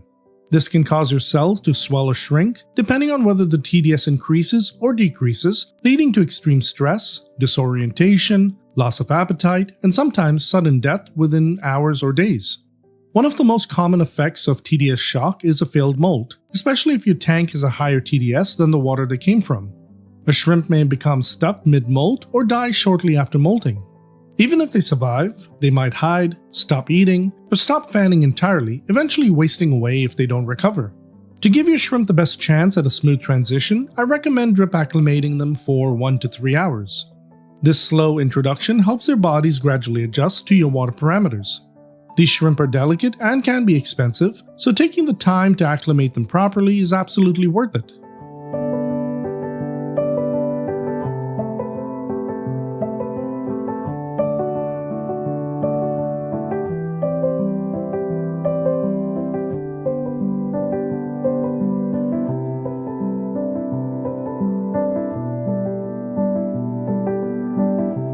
Unlike most aquarium shrimp that actively graze on algae, biofilm, or scavenge leftover food and detritus, bamboo and vampire shrimp feed in a completely different way. These unique shrimp use specialized fan-like appendages to capture microscopic particles suspended in the water column, such as microfauna, powdered foods, and other edible organic matter. If the water lacks sufficient suspended particles, or if there isn't enough current to keep food circulating, these shrimp can struggle to find enough nutrition and may even starve. They do not typically rummage through the substrate or scrape algae off surfaces like Amano or Neocaridina shrimp. If you observe them repeatedly picking through the substrate, it's often a sign their dietary needs are not being met. They're not built for bottom feeding, and their delicate fans can become damaged if they're forced to constantly sift through debris. To keep them healthy, ensure there's good water movement so food stays suspended, supplement with finely powdered foods like ground up fish flakes which can be delivered upstream in the current, and avoid overfiltration, particularly media like filter floss that strips out all the fine particles they depend on. Now, if you take a look at my tank, you'll notice that my shrimp have positioned themselves directly in front of my wave maker. This wave maker keeps these fine particles suspended in the water column, making it much easier for them to feed efficiently. Instead of wandering the tank in search of food, they can sit comfortably with their fans open, catching food as it flows right to them. It's an easy, effective way to mimic their natural feeding conditions and ensure they're getting the nutrition they need without stress. To make sure my bamboo and vampire shrimp always have something nutritious to feed on, I regularly use finely powdered foods from my own signature collection. The first is Fuse, a natural, nutrient-rich fusion crafted to support vibrant color, steady growth, and overall health. It combines premium proteins like salmon, krill, and shrimp with algae, yeast, and essential vitamins. Fuse delivers a balanced diet packed with omega-3s, antioxidants, and gut-friendly nutrients that promote strong immunity, healthy digestion, and intense coloration. The second is Vita, an all-natural plant-based shrimp food made from a vibrant blend of vegetables which includes carrot, spinach, kale, beetroot, pumpkin, and sweet potato. Vita is designed to encourage healthy growth, stress-free molting, vibrant color, and overall vitality. It's rich in fiber, antioxidants, and essential minerals, and contains zero fillers, preservatives, or artificial additives. Both Fuse and Vita are excellent staple foods that can be fed multiple times a week. Their fine powder consistency makes them ideal for filter-feeding shrimp like bamboo and vampire shrimp, allowing them to feed naturally from the water column. But they're also fantastic for other shrimp species, especially pregnant females, who benefit from the extra protein. The fine powder also settles into cracks and crevices where baby shrimp like to hide, making it easier for them to find the food they might otherwise miss. If you'd like to try these foods in your own tank, I'll leave a link in the description and pinned comment below.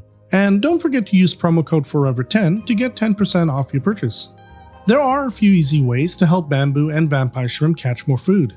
1. Offer frozen or live baby brine shrimp from time to time, or similar sized foods that stay suspended in the water column. 2. Adding a mono shrimp or short-nosed shrimp to your tank can help too, because when the females give birth, their larvae, which won't survive in fresh water, provide an extra source of nutrition for your filter feeders. And 3. During your routine maintenance, gently stir up the substrate and run your hands through the plants to release fine, edible particles back into the water column, giving your shrimp more to catch with your fans.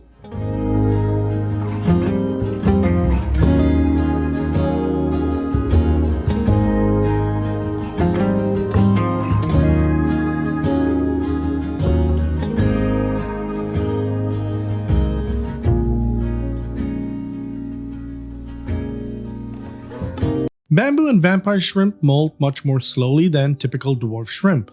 Bamboo shrimp tend to molt roughly once every 4 to 8 weeks, though this can vary based on age, diet, and overall health. Vampire shrimp are even slower molters, sometimes going a few months between molts, especially as they get older. With both species, you might not always witness the molting process itself, but you'll likely notice them acting reclusive or hiding in the days leading up to it and shortly afterward. If you do happen to catch them in the act, it's an incredible thing to see.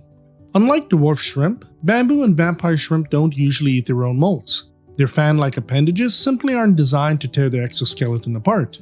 However, if you have other shrimp or snails in the tank, it's worth leaving the molt in as they'll gladly consume it, and it's a great source of calcium for their shells. Both species are also known for their impressive color-changing abilities. Bamboo shrimp can exhibit subtle but noticeable shifts, typically in shades of reddish-brown, tan, orange, greenish, or blue-gray.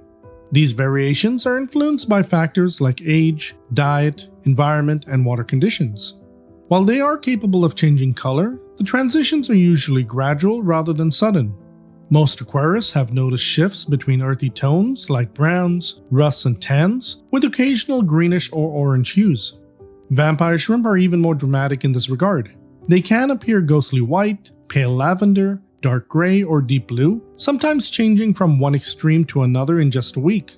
If you keep a group of 5 or more, you'll often see a constantly shifting, mesmerizing palette across your tank. Like bamboo shrimp, their color changes are influenced by age, diet, environment, and water conditions. Watching them transform over time is easily one of the coolest parts of keeping these gentle giants.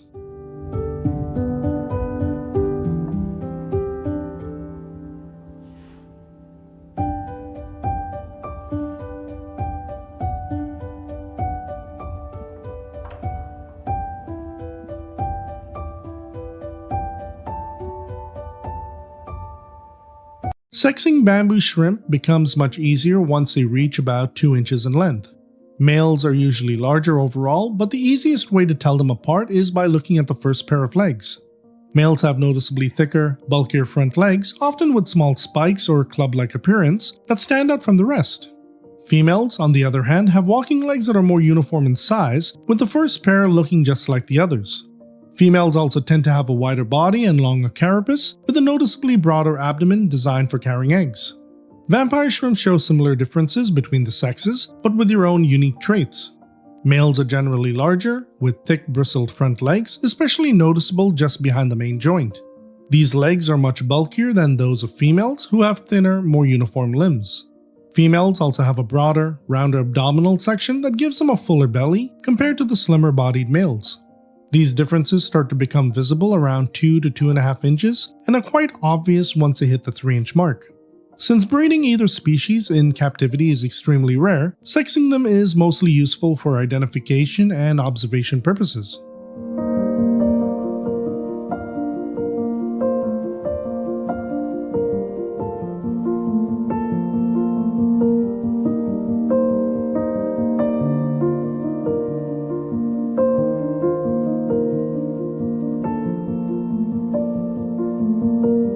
It always starts with one, a simple little shrimp tank or community aquarium that's maybe 5 or 10 gallons. But then you see a new shrimp species, a new color variant, or even a fish you've always wanted to try, and suddenly you're setting up a second tank, then a third, maybe a nano tank on your desk, a 55-gallon in the corner of your room, and before you know it, you've come down with a case of multiple tank syndrome. I can personally relate to this. When I first started back in 2021, my first tank was a 10-gallon filled with guppies and ghost shrimp. 2 months later, I bought another one so I could get a betta. Fast forwarding to the present, and I now have 14 tanks, 7 of which contain various species of shrimp and fish, while the other 7 are being used to grow plants. I'm sure most of you who've been in this hobby for a while can relate to my situation. Having this many tanks has its pros and cons. For one, I get to keep a variety of shrimp and fish species, and as a content creator, I always have something to talk about. Second, if a tank's ecosystem ever crashes, or the tank itself springs a leak or cracks, I'll always have a backup in place. Third, more tanks mean more aquascaping opportunities, which is great for experimentation and expanding my creativity. Fourth, with smaller bioloads per tank, I can have more predictable maintenance. But of course, there are some downsides. First, more tanks equals more maintenance. This can be extremely time-consuming, especially depending on what's going on in your personal life. Plus, there can be a lot of prep work in the weeks leading up to a vacation. Second, having more tanks means there's an overall higher cost to get them set up. Equipment, plants, hardscape, and livestock have to be purchased, which can run into the hundreds of dollars very quickly. Third, the more tanks you have, the more your attention gets divided. It can get harder to give each tank the care and observation it deserves, and subtle issues might go unnoticed. Fourth, there's the risk of burnout. Your hobby can start feeling like a chore if you're overwhelmed by too many tanks. This can often lead to neglect, which can harm your shrimp and fish, and even make you want to get out of the hobby completely. Finally, multiple tanks can take up a lot of space. Racks may have to be built to save room, and electrical cords and other equipment can easily overrun your space. For those of you just getting into the hobby, this is a very real possibility. Knowing when to say enough and finding balance is key, not to avoiding multiple tank syndrome entirely, but to making sure it doesn't become overwhelming and steal the joy from the hobby.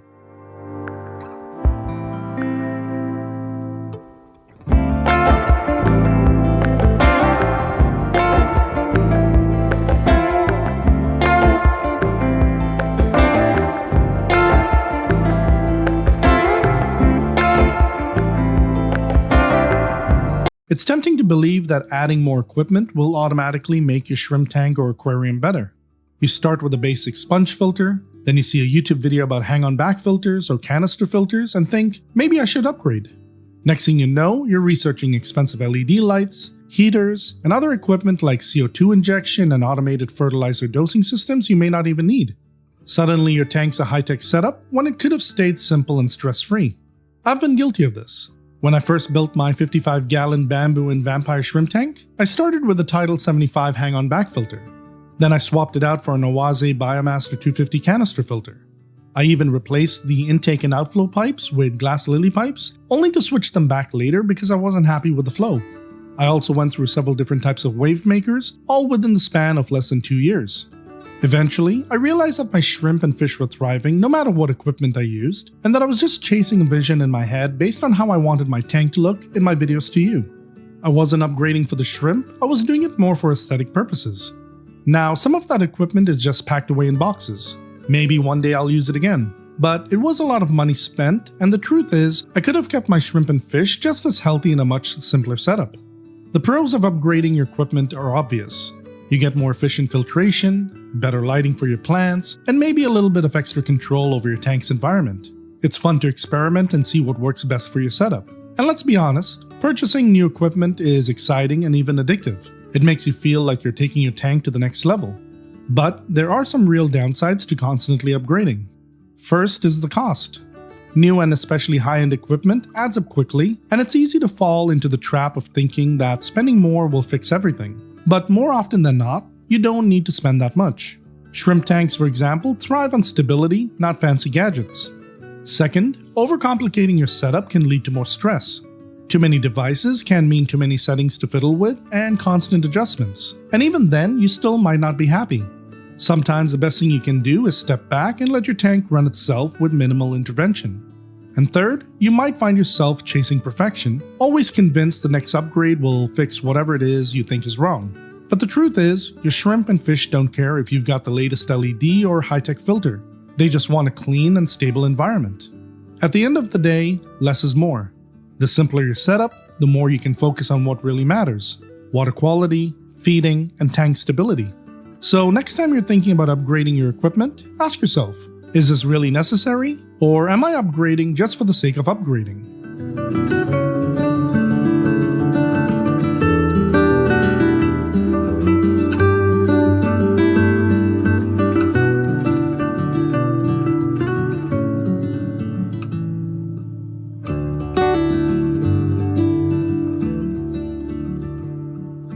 We all start with a vision of that perfect shrimp tank or aquarium with lush plants, crystal clear water, and the exact hardscape layout we saw on Instagram or in a YouTube video. And we convince ourselves that once it looks just right, we'll finally be happy with it.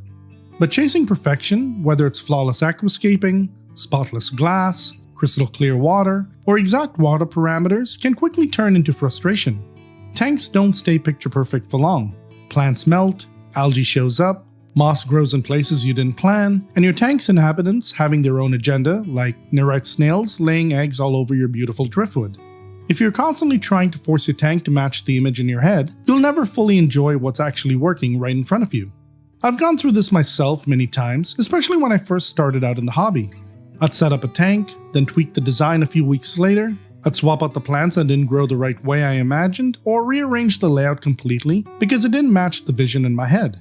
What I didn't realize at the time was that all these changes were stressing out my shrimp and fish, but I was stuck in a loop of always wanting to change something and never fully satisfied. Now, don't get me wrong, there's nothing wrong with wanting a beautiful tank. Aquascaping for me is part of the joy. But when your expectations are too high or based on someone else's vision, you lose sight of the real goal, creating a stable, healthy, enjoyable ecosystem for you, your shrimp, and your fish. Real tanks are living, ever-changing environments. So if your moss doesn't grow evenly, your rocks or driftwood shift a little, or you get a little bit of algae on the glass, it's okay. It's normal. It's part of the process. Your tank may not always look like it did the day you set it up.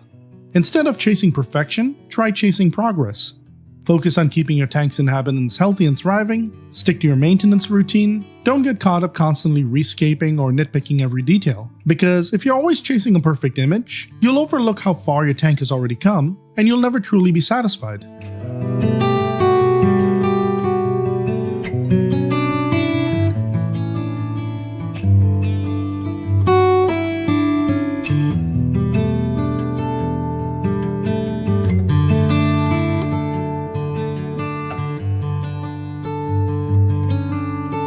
In the aquarium hobby, there's always something new to chase. A new shrimp color morph for species, a different type of fish or plant, a better light, a higher grade filter, a cooler piece of driftwood, and somewhere along the way, you start feeling like what you already have just isn't good enough. This habit shows up in subtle ways, like scrolling online and thinking, my tank doesn't look like that, or walking into a fish store and suddenly needing just one more shrimp, fish, or plant you didn't plan for. You're constantly searching for the next thing to add, change, upgrade, or improve. I'm totally guilty of this, even to this day. There were times I'd finish setting up a tank and feel excited, only to second guess it a few days later. I'd move things around, go plant shopping again, or browse for more shrimp or fish I didn't really need. And while growth and experimentation are part of the hobby, there's a fine line between evolving your tank and never being satisfied with it at all. A couple of months ago, one of my vampire shrimp passed away. It was a pretty large one, around 4 inches long. I still had 9 others in the tank, but when I went to my local fish store, I ended up buying 3 more because they were smaller, about 2 inches, and in my head, that made it feel okay. My logic was that they wouldn't take up as much space as the one I lost. But what I wasn't thinking about was what happens later, when each of those shrimp reaches that same 4-inch size or bigger. In hindsight, I should have been content with what I had, but deep down, I wasn't. The truth is, no tank will ever feel 100% finished, but you have to know where to draw the line. This hobby is addictive, it's always evolving, but it can only stay enjoyable long term if you know when to stop and just appreciate what you have. There's real value in pausing and appreciating what you've built, even if it's not perfect or fully stocked. Being content doesn't mean you stop learning or improving. It just means you stop constantly chasing more for the sake of it. Your shrimp don't need a new scape every month. Your plants don't need to be rearranged every 2 weeks. Your tank doesn't need to be better to be worthwhile. Sometimes, what you have is already enough. So before you hit that purchase button or start tearing your tank down for another reset, take a moment to ask yourself, am I doing this because it's truly needed or just because I'm not satisfied?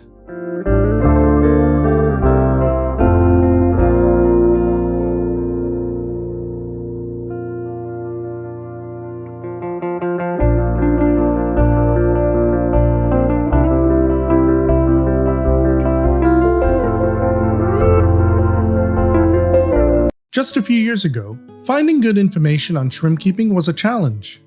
Videos were rare, advice was scattered, and most new keepers had to learn through trial and error. I don't think many of you realize just how new this side of the hobby still is. In 2021, I had just gone back into the aquarium hobby myself. One of the first channels that really drew me into shrimp keeping was Mark's Shrimp Tanks. His videos made the entire process seem approachable and fascinating.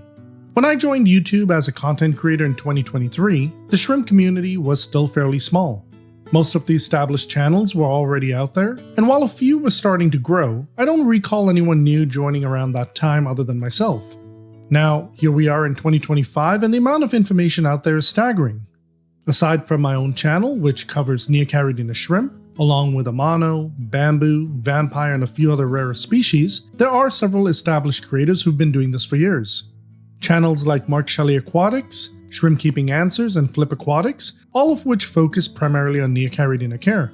Then there's Mark Shrimp Tanks and Shrimp Mania, both incredible resources for Caridina species. And finally, Shrimply Explained, which dives deeper into the science of shrimp keeping, the kind of channel that makes you appreciate how much there is to learn about these tiny creatures. These 6 channels have all been on YouTube longer than I have, and what's exciting is that more shrimp-focused creators are starting to pop up every few months. Between long-form videos and shorts, there's now a wealth of information for both beginners and experienced shrimp keepers alike. Whether you want to learn about Neocaridina care, water parameters, feeding habits, or breeding behavior, someone out there has already made a video to help you, and that's what makes shrimp keeping so accessible today. But with all that information out there, how easy is it to actually set up a shrimp-only tank?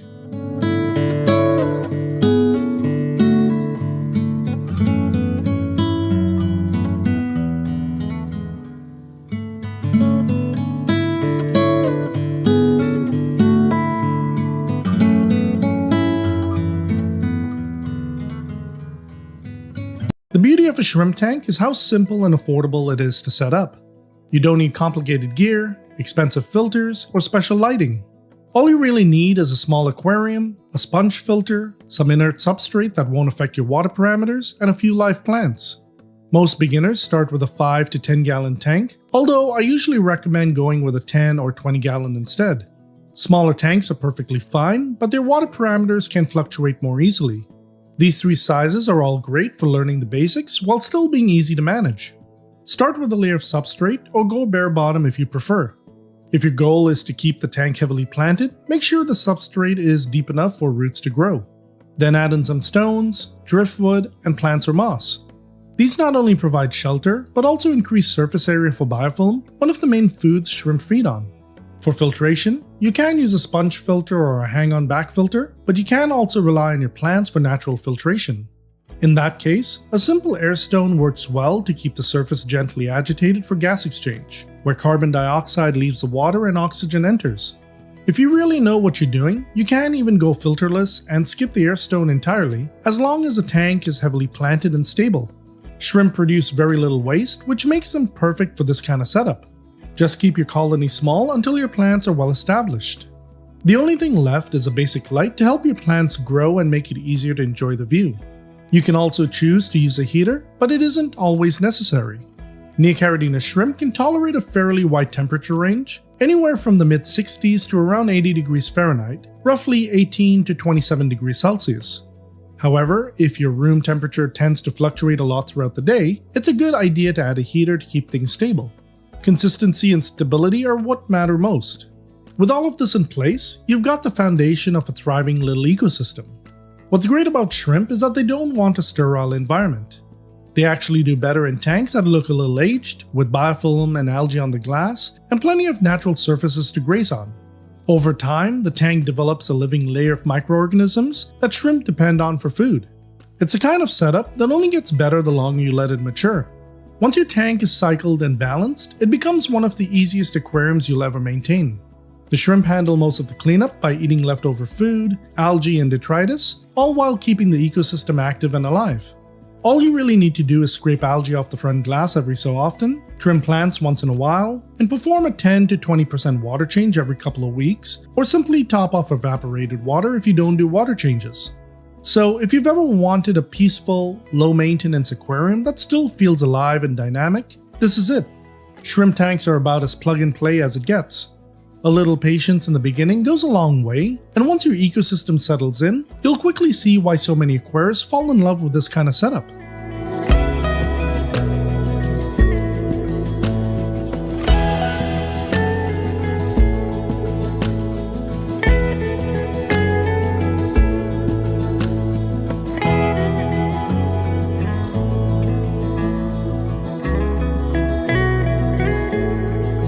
In shrimp tanks, the stars of the show are, of course, the shrimp themselves.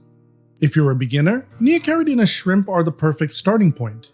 They're hardy, adaptable, and come in a huge range of colors, from red cherry and blue dream to yellow goldenback and green jade. They can handle small fluctuations in water parameters much better than other species, which makes them ideal for your first colony. When choosing shrimp, it's best to stick with one color. Mixing colors might sound fun, like creating a skittle tank, but over time, their offspring will lose their bright, distinct shades. Eventually, the colony reverts to the wild-type coloration of brown, gray, or greenish-brown. If you want multiple colors, it's best to set up separate tanks for each line. As for tank mates, shrimp do best when they're kept with their own kind or paired with peaceful invertebrates. Nerite snails, ramshorn snails, and Thai microcrabs are all excellent companions. They won't bother the shrimp, and some will even help clean up leftover food and algae. As you gain more experience, you can look into Amano, bamboo, or vampire shrimp as possible additions, all fascinating in their own right. Before adding any other species, think about your goal. Do you want a peaceful display tank, a breeding focus setup, or a bit of both? Because no matter what you choose, a healthy shrimp colony will naturally grow over time. If you ever want to expand beyond Neocaridina, you can explore Caridina shrimp like crystal reds or Taiwan bees, or even Sulawesi shrimp, but those species are best suited for experienced keepers who can maintain more precise, stable water parameters. And if your goal is to create a true shrimp colony, hundreds or even thousands strong, avoid adding fish. Baby shrimp are small and make easy snacks for most species. If you do want a community-style setup, Autosynclus catfish and bristlenose plecos are two of the few fish that are shrimp safe and won't harm the population. Still, shrimp-only setups remain the best way to go. They're safer, calmer, and far more fascinating to watch as your colony grows and develops over time.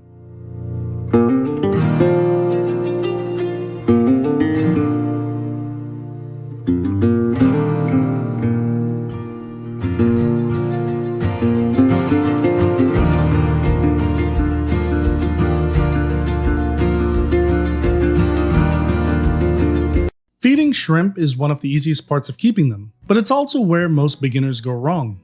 Shrimp don't need nearly as much food as fish.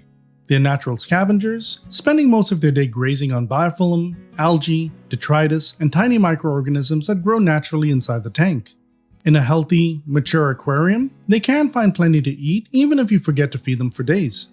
You can also keep botanicals like Indian almond leaves or alder cones in the tank at all times. They slowly break down over weeks, releasing beneficial tannins and creating surfaces for biofilm to grow. Shrimp will graze on them constantly, making them both a natural food source and an easy way to enrich the ecosystem. That's why the goal with feeding isn't to keep them full, it's to supplement what the tank already provides. Here's a mistake most beginners make. They treat shrimp like fish. But shrimp don't eat in meals, they graze. A good rule of thumb is to feed your shrimp, especially if it's a small colony, once a week, and only as much as they can finish within a couple of hours. If you still see food left over after that time, you're feeding too much. As your colony grows, you can increase feedings to 2 or 3 times a week. Overfeeding can quickly foul the water, cause ammonia spikes, and lead to bacterial blooms, all of which shrimp are very sensitive to. It's always safer to underfeed than overfeed. When you do feed, focus on quality, variety, and moderation. Powdered foods help feed both adults and baby shrimp since they spread across the tank, while pellet, gel, or wafer-style foods encourage natural group feeding behavior. And to make feeding even easier, I've developed my own line of premium shrimp foods, designed not just for convenience, but to give your shrimp the same natural variety and nutrition they'd find in the wild. The result? Shrimp that stay healthy, active, and thriving. Let's start with the staples, the foods you can feed once or even multiple times a week. The first is Fuse, a carefully balanced fusion of land and sea ingredients. It blends proteins like salmon, krill, and shrimp with algae, yeast, and essential vitamins. That combination delivers omega-3s for color, antioxidants for immunity, and gut-friendly nutrients that support digestion and steady growth. Fuse even comes with a tiny scoop so you'll never have to worry about overfeeding. To complement that, there's Vita.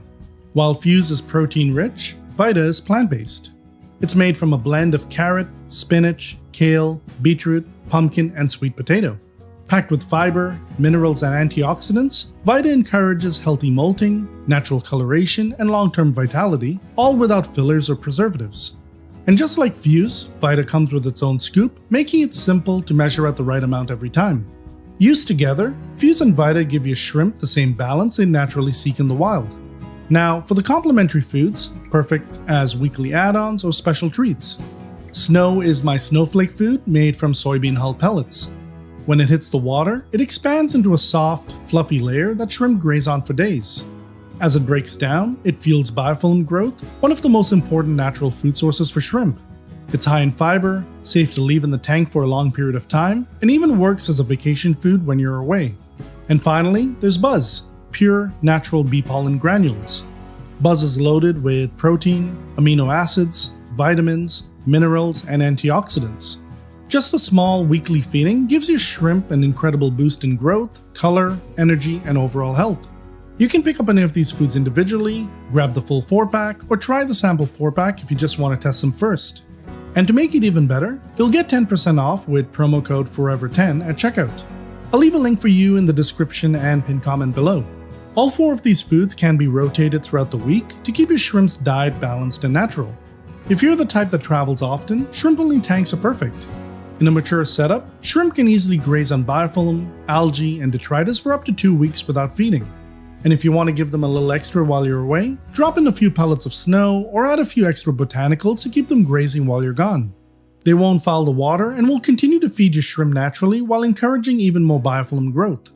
And remember, the best tanks are the ones that feed themselves. Between biofilm, algae, and detritus, your shrimp already have a buffet waiting for them. Your job is simply to add a little variety and watch them thrive.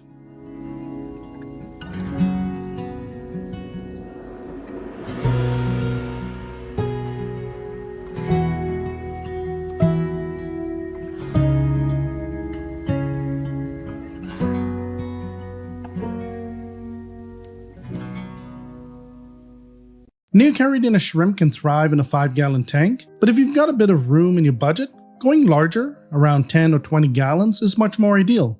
If you plan on keeping a mono shrimp or small community fish as well, a 10 or 20 gallon tank gives you that extra space for everyone to thrive. In tighter tanks, fish can easily stress or even wipe out a shrimp colony, so a little more room goes a long way. Now, if you're setting up a tank for bamboo or vampire shrimp, aim for at least 20 gallons or more. These filter-feeding shrimp grow quite large and appreciate space, not just for comfort, but for food. In my 55-gallon aquarium, I keep about 12 bamboo shrimp, 10 vampire shrimp, and 11 short-nosed shrimp, which are very similar to Amanos, along with a few nano fish. The other advantage of a larger tank is food availability. Bamboo and vampire shrimp fan the water for suspended edible particles, and the more volume you have, the more natural food there is drifting through the water column. Here's where most people mess up early. They think bigger tanks are harder, but in reality, larger aquariums are way more forgiving. More water volume means slower changes, which makes them easier to keep stable. A simple rule to follow is small tanks are cheaper to buy, but big tanks are easier to keep alive. The second piece of equipment you'll need is a filter. This can be a sponge filter, a hang-on back filter, or even a canister filter. Sponge filters are great for small to medium-sized aquariums and work especially well in Neocaridina setups. The large sponge surface makes an amazing grazing area for shrimp, and baby shrimp benefit the most. The sponge also prevents them from being sucked in. If I were breeding a large shrimp colony, this is definitely the type of filter I'd go with. Now, if you're not a fan of having a sponge filter visible in your tank, a hang-on back or canister filter is another good option. About 99% of my aquariums run on hang-on back filters. I've always preferred them, and I can usually hide the intake tube within my aquascape. My 55-gallon aquarium, on the other hand, uses a canister filter, mainly because it provides a strong flow that my bamboo and vampire shrimp love, along with some of the fish in there. It also keeps the water highly oxygenated, which these two shrimp species and my Borneo and Hillstream loaches really depend on. The one thing you have to be careful with these two types of filters is the intake tube. Always cover it with a pre-filter sponge, otherwise, baby Neocaridina shrimp can easily get sucked in. Nycrew's nano filter comes with one by default, and Fluval's new AquaClear models now include them as well. If you have an older AquaClear model, the new pre-filter sponges will still fit perfectly. I'm currently using them on my AquaClear 50s and will be adding one soon to my AquaClear 20. And if you're using a canister filter, you may need to wrap the intake tube with some sponge of your own, just to be safe. One quick rule of thumb: clean water is good, but sterile water, where the environment is stripped of all beneficial microbes and diversity, can actually be harmful. It's possible to overfilter an aquarium, especially if you keep bamboo or vampire shrimp. These filter feeders rely on fine particles and microorganisms suspended in the water column.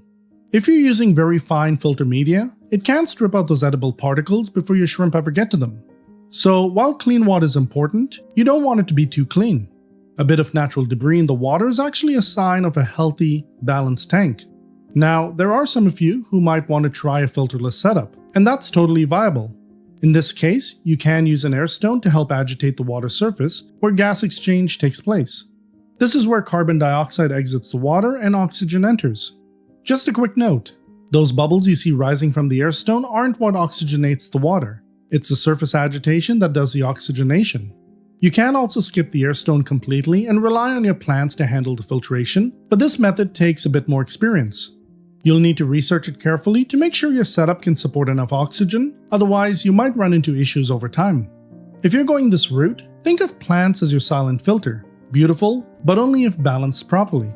The third piece of equipment is a heater. Heaters are great for keeping your aquarium at a consistent temperature, especially if your room's temperature tends to fluctuate throughout the day. If your room stays stable year-round, then a heater may not be necessary, unless you're planning to keep certain species that prefer warmer water.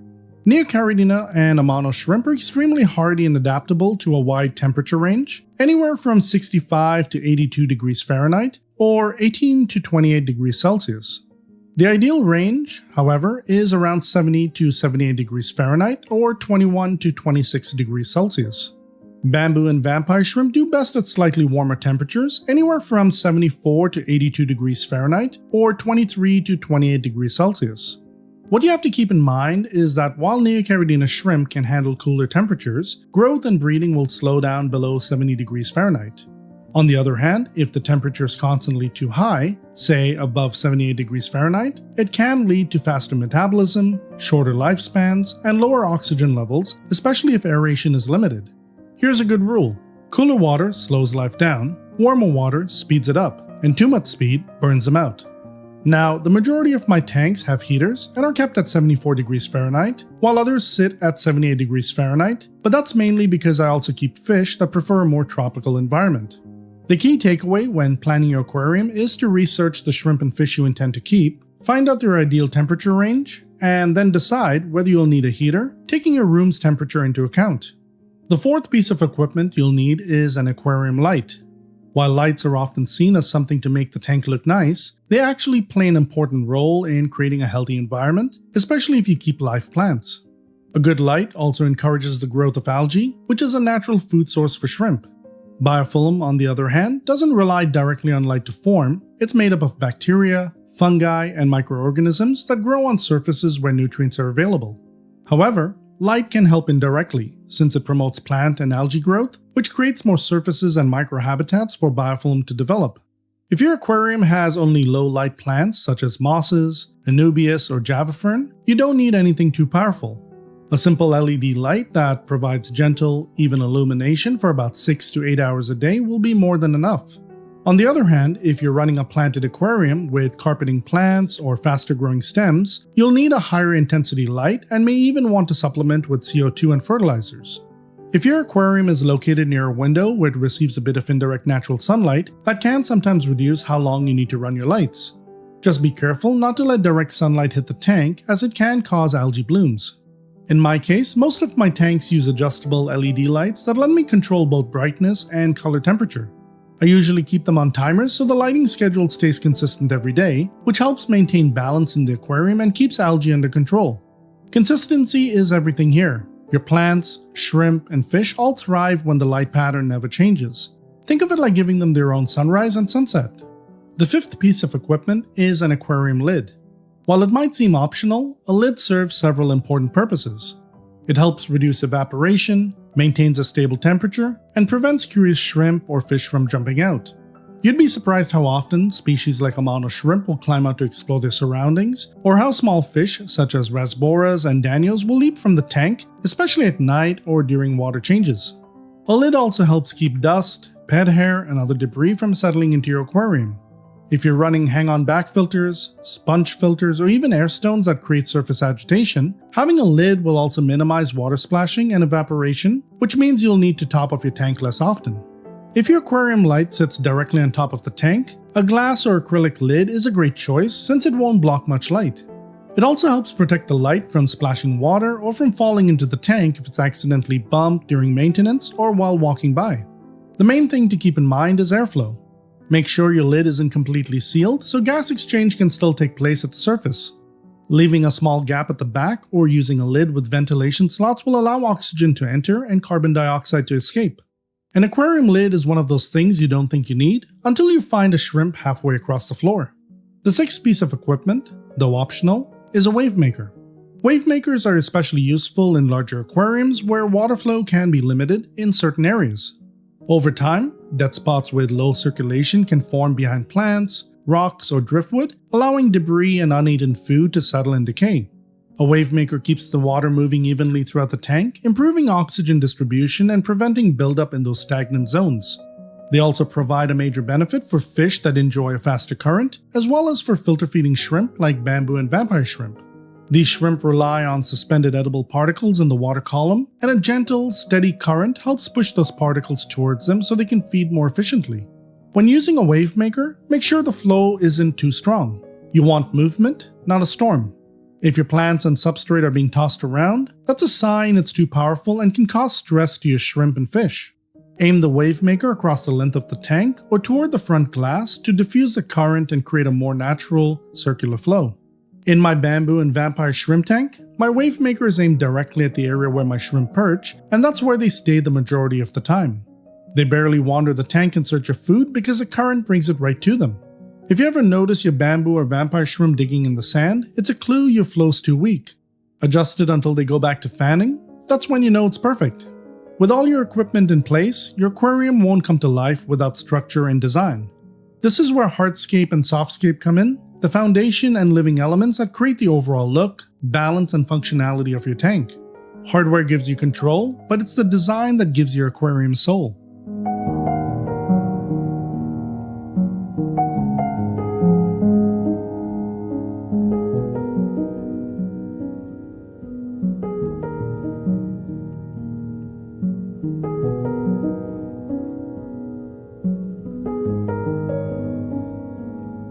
Every aquarium, no matter how simple or advanced, needs both hardscape and softscape. The hardscape forms the structure, and the softscape brings it to life. Together, they create the foundation for stability, balance, and beauty in your tank. Think of the hardscape as the bones of your aquarium, rocks, wood, and substrate, and the softscape as the living skin of plants that grows over it. Without both, your aquarium can't truly function as a healthy ecosystem. This is where your aquarium really starts to take shape. The way you design this layout affects everything: how your shrimp behave, how plants grow, and even how stable your water chemistry stays over time. The first thing to think about is the foundation, which is the substrate. Substrate lines the bottom of your aquarium and serves several purposes.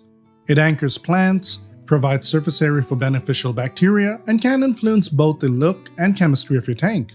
For most aquariums, other than those housing Caridina shrimp, an inert substrate such as sand or fine gravel is ideal because it won't alter your water parameters. It's easy to maintain and works perfectly for hardy shrimp that don't require soft or acidic water. Aqua soil, on the other hand, is an active substrate designed for planted aquariums. It's nutrient-rich and releases minerals that feed plant roots while also lowering pH and softening the water. That makes it great for Caridina shrimp, which prefer more acidic conditions, and for tanks focused on lush plant growth. However, aqua soil can cause fluctuations early on and even trigger algae outbreaks, especially if it isn't capped with an inert substrate. I've seen a lot of new aquariums crash from this exact mistake because the soil releases too many nutrients too quickly and the water becomes unstable. It's best suited for experienced setups or when you're planning to monitor your water parameters closely. Some aquarists also prefer bare-bottom setups, which simply means running a tank without any substrate. This makes maintenance much easier and keeps debris visible for cleaning, though it does limit plant options and can look a little less natural. It can still work well for breeding or hospital tanks, or for minimalist shrimp setups where stability and simplicity are the main goals. If you're unsure what to choose, go simple. A thin layer of fine sand or gravel will look clean, support biofilm, and keep your water parameters stable. Once you've decided on your substrate, the next part of your hardscape involves stones, the backbone of your aquarium's layout. The type of stones you choose can affect not just the appearance of your tank, but also the chemistry of your water. Stones like limestone or ceru contain calcium carbonate, which can slowly raise your water's hardness and pH. This is fine for neocaridina shrimp, which prefer harder, more alkaline conditions, but may not suit caridina, which thrive in softer, more acidic water. Inert stones like dragonstone or lava rock are excellent all-round choices. Their rough, porous texture provides great surface area for beneficial bacteria and microalgae, and the tiny crevices make perfect hiding spots for baby shrimp. When arranging your stones, try to create a natural, cohesive look. Avoid straight lines or evenly spaced rocks. Instead, cluster them in odd numbers and vary their sizes and angles. This gives a more organic flow and makes your layout look intentional.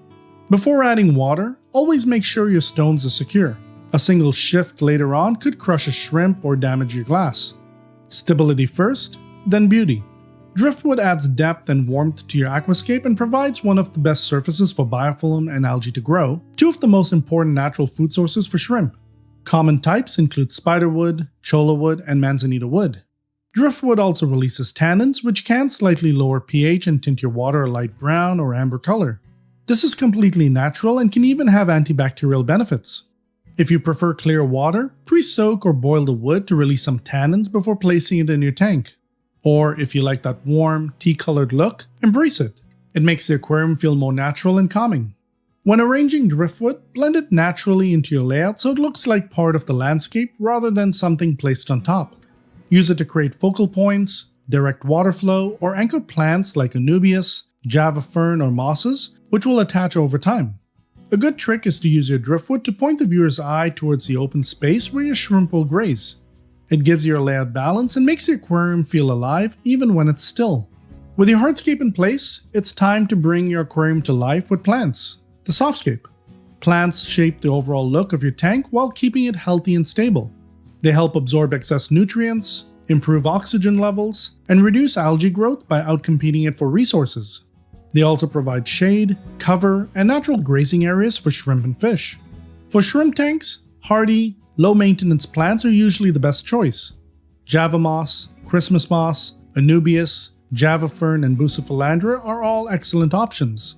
They attach easily to rocks or wood and thrive in low to moderate light, making them perfect for beginners and experienced aquarists.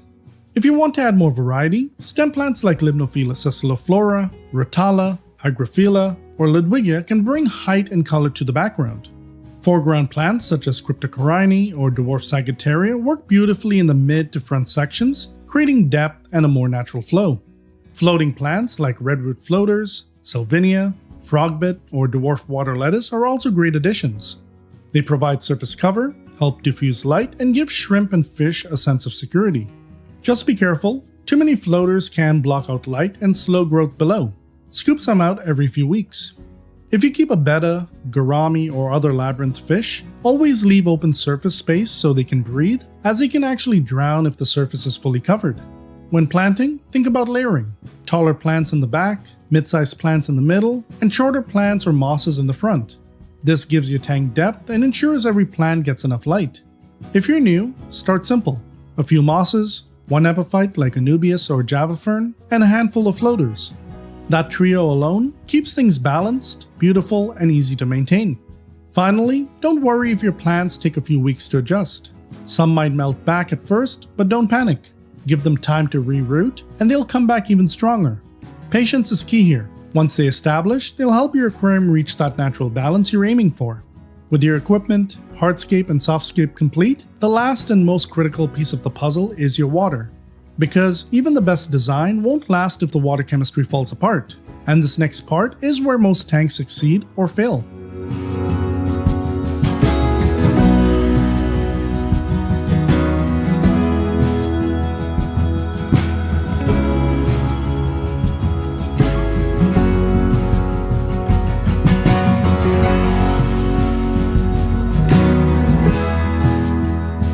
Most tanks don't crash because of bad equipment. They crash because the aquarists didn't understand their water. Everything inside it, the shrimp, fish, plants, and even the beneficial bacteria depends on water that's clean, balanced, and stable. Most of us use tap water, which is perfectly fine in many areas, but it almost always contains additives like chlorine or chloramine. Those chemicals make water safe for us, but are toxic to aquatic life. That's why proper water preparation is the most important step in any aquarium setup. If you skip this step, even the best equipment won't save your tank. The first essential product you'll need is a dechlorinator. My go-to is SeaChem Prime or SeaChem Safe, but there are plenty of other good options.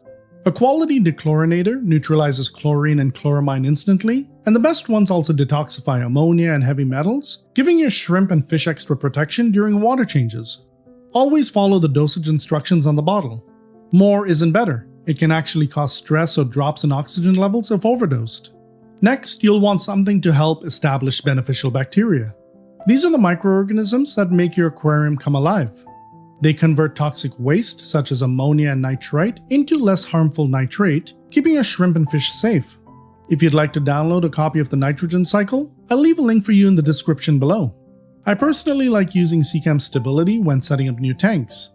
It helps speed up the cycling process, but if you'd rather let nature handle it, that's totally fine too. It'll just take a few extra weeks for your tank to mature on its own. The key is patience. You can't rush the nitrogen cycle. Another product worth having on hand is a water clarifier like SeaChem Clarity. It's especially helpful after setting up a new tank, doing maintenance, or anytime you notice fine debris floating around. It works by binding those tiny particles together so your filter can trap them more easily. However, avoid using this in tanks with bamboo or vampire shrimp. These filter feeders rely on suspended particles as food, and clarifiers can strip those right out of the water column. The next essential product is a water test kit. I recommend the API Freshwater Master Test Kit because it measures ammonia, nitrite, nitrate, and pH, everything you need to monitor stability. Testing might seem tedious, but it's how you stay ahead of problems before they happen. Rising ammonia or nitrite means your tank isn't fully cycled or your filter needs attention. Aim for zero ammonia and nitrite, nitrates below 20 ppm, and a stable pH within your shrimp or fish's preferred range. This is how you stop guessing, because guessing is how tanks crash. During the first few weeks of setup, test your water weekly. Once your tank stabilizes, you can space it out every few weeks, or after big changes, maintenance, or when you return from vacation. Now, I'm not sponsored by SeaChem or API, I just really love their products and I've had great results using them. As I mentioned, there are many other brands out there to choose from, so do your research and find what works best for you and your setup. If your aquarium has live plants, you may also want to use a liquid fertilizer to help support growth. Fertilizers provide essential nutrients like nitrogen, potassium, and trace elements, but you need to be cautious. Some fertilizers contain too much copper, which can be toxic to shrimp in high concentrations. Shrimp actually need a bit of copper for metabolism, but it's already present in their diet. So avoid high copper fertilizers whenever possible. A great shrimp-safe option is Thrive S by Nylock G Aquatics. It's copper-free and designed specifically for planted aquariums that contain shrimp. If you'd like to learn more about this product, I'll leave a link for you in the description below. When in doubt, start with small doses and watch your shrimp's behavior. As long as they're active and grazing normally, you're in the clear. Finally, let's talk about water source and stability. Tap water works for most aquariums, but if your water source is inconsistent or contains hard-to-control minerals, reverse osmosis water is a great alternative. It gives you full control and you can add minerals back in to match your shrimp's ideal parameters. RO systems can seem intimidating at first, but they're one of the best investments for long-term stability, especially if you plan to breed shrimp or keep sensitive species like Caridina. Whether you're using tap water, well water, or RO water, the single most important thing is stability. You don't need to chase perfect water parameters as your shrimp won't notice those slight differences. What they will notice are big swings in temperature, hardness, or chemistry. Stable and good enough will always beat perfect but changing. Focus on consistency, as in the same water source, same dechlorinator, same routine, and your aquarium will reward you with stability, active shrimp and fish, and long-term balance. Get this part right, and you've already done 90% of the work toward a thriving tank.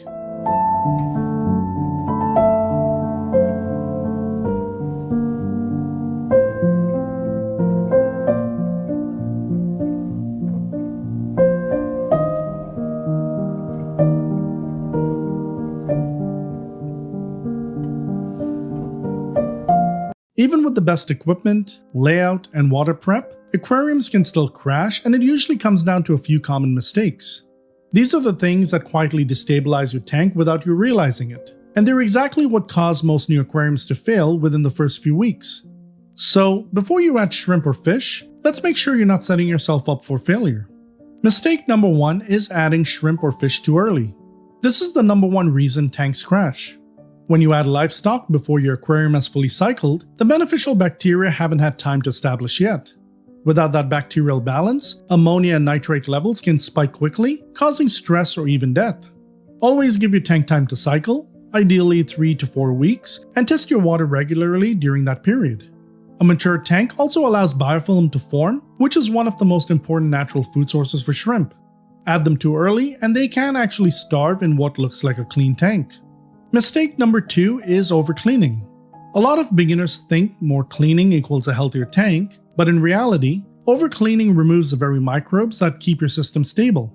Beneficial bacteria live on your substrate, walls, filter, and decorations. If you scrub everything spotless, you wipe them out. Stick to gentle maintenance, small 10 to 20% weekly water changes, light algae scraping, and rinsing your filter media in aquarium water. Your goal isn't to make the tank spotless, it's to make it balanced. Mistake number 3 is overfeeding. We all love spoiling our shrimp and fish, but too much food can quickly become waste, breaking down into ammonia and fouling your water. Start with very small portions and observe how quickly it's eaten. If it's still there after a couple of hours, you're feeding too much. Shrimp especially do better with light feeding since they graze all day on biofilm, algae, and detritus between meals. Less food means cleaner water, healthier shrimp, and fish. If you want to try the same foods I feed my shrimp, I've linked my full shrimp food collection in the description and pinned comment below. And you can use promo code FOREVER10 to save 10% on your order. Mistake number 4 is overfiltering. Yes, it's possible to have too much filtration. Strong filters and dense media can strip your water of fine particles that filter feeders like bamboo and vampire shrimp depend on. These species rely on suspended microfood drifting in the current, not sterile water. Leave a little natural debris in the system, that's what keeps your shrimp well fed and your ecosystem self-sustaining. Mistake number 5 is making sudden changes. Stability is everything in an aquarium. Rapid shifts in temperature, pH, or hardness, even small ones, can shock your shrimp and throw the whole system off balance. Even rearranging decor after adding shrimp can stress them out, and in some cases, it can be fatal. Always make gradual adjustments. Match temperatures during water changes, adjust parameters slowly, and resist the urge to fix things too fast. In shrimp keeping, consistency beats perfection every time. Finally, mistake number 6 is rushing the balance. Every aquarium goes through stages. A little cloudiness, some algae, maybe a few hiccups along the way. That's completely normal. The biggest mistake new aquarists make is trying to fight it instead of letting the tank mature. A healthy tank takes time to find its balance. Once it does, it becomes almost effortless to maintain.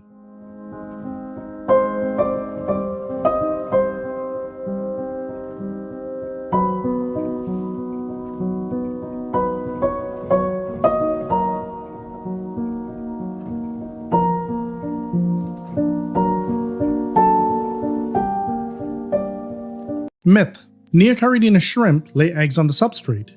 A very common misconception is that Neocaridina shrimp lay their eggs directly on the tank floor, plants, or decorations, just like egg-scattering fish. But shrimp don't work that way at all.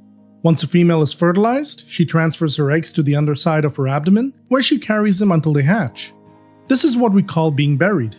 For the next 3 to 4 weeks, she'll constantly fan her swimmerettes to oxygenate the eggs and keep them clean to prevent fungus.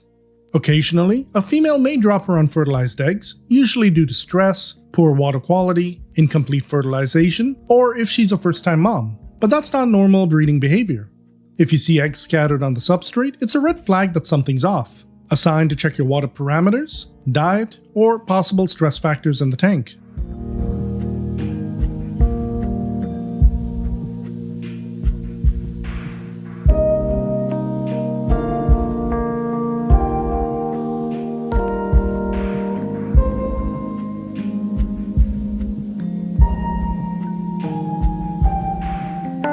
Myth: You need perfect water to breed shrimp. One of the biggest myths in shrimp keeping is that you need flawless water chemistry for your shrimp to breed.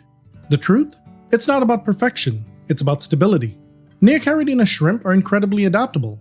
They can live and breed across a wide range of parameters as long as things don't constantly fluctuate. A pH between 6.5 and 8.0, GH of 4 to 14, KH of 0 to 10, TDS of 180 to 400 parts per million or ppm, and a temperature around 70 to 75 degrees Fahrenheit or 21 to 24 degrees Celsius are great targets, but some small deviations won't hurt them. You can check the description below for these ideal water parameters. What actually stops shrimp from breeding are sudden changes, things like temperature swings, ammonia spikes, or unstable parameters. A mature, consistent tank is far more important than chasing perfect numbers.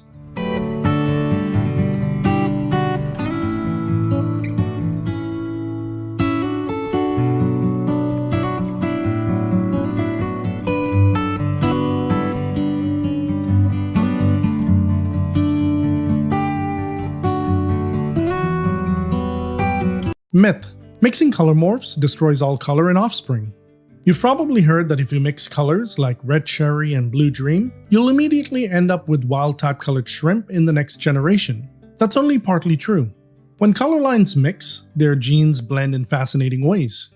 The first few generations usually produce marbled or mixed shades, sometimes even lower grades. It's actually amazing to watch because you can end up with some truly unique color morphs.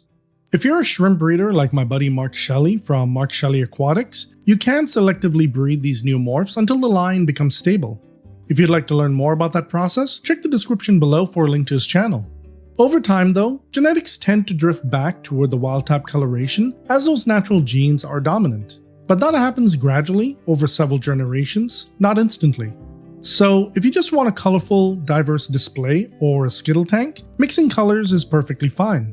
But if your goal is to keep or sell pure color lines, it's best to separate them to maintain consistency.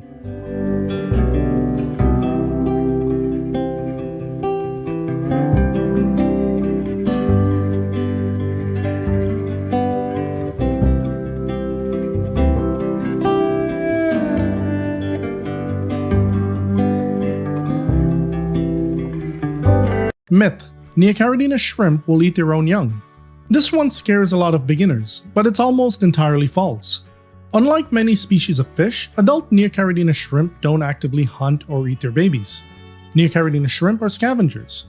They graze on biofilm, algae, decaying plant matter, and leftover food, but not healthy, living baby shrimp. If you ever see an adult picking near a baby, it's probably just grazing on the same surface. Now, if you do see an adult eating a baby, it's usually because that baby already died, often from starvation or another cause.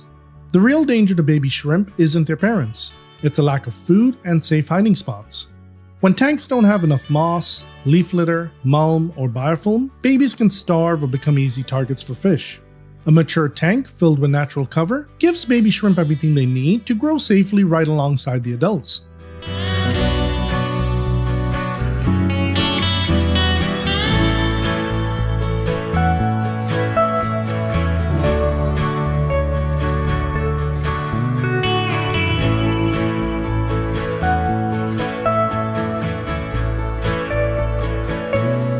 Myth: high-grade Neocaridina shrimp always breed true. It's easy to assume that if you buy high-grade shrimp, like painted fire reds, all their babies will look exactly the same. Unfortunately, that's not how shrimp genetics work. Even from two perfect parents, you'll still see a mix of offspring, some vibrant, some pale, and some nearly clear. That's because color is influenced by multiple genes, some dominant and others recessive.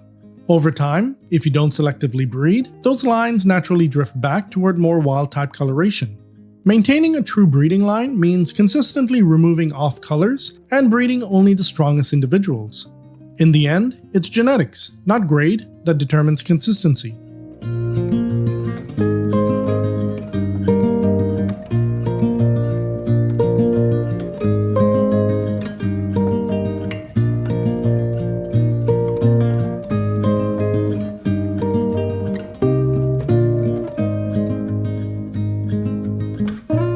Myth: you need RO water to breed Neocaridina shrimp. Reverse osmosis, or RO water, sounds fancy, and it's great for control, but it's far from required. Neocaridina shrimp have been bred successfully for years in plain, conditioned tap water. What really matters is that your water is safe and stable. If your tap water is properly conditioned and free from chlorine, heavy metals, and ammonia, your shrimp will breed just fine. RO water gives you precision, but for most hobbyists, it's unnecessary. It only becomes useful if you can't fully trust your water source. For example, one viewer mentioned receiving a city notice that their water was being treated more heavily after an E. coli breakout, and that's the kind of situation where RO makes sense. Constantly chasing or adjusting parameters often does more harm than good. The best approach? Keep it simple, keep it stable, your shrimp will do the rest.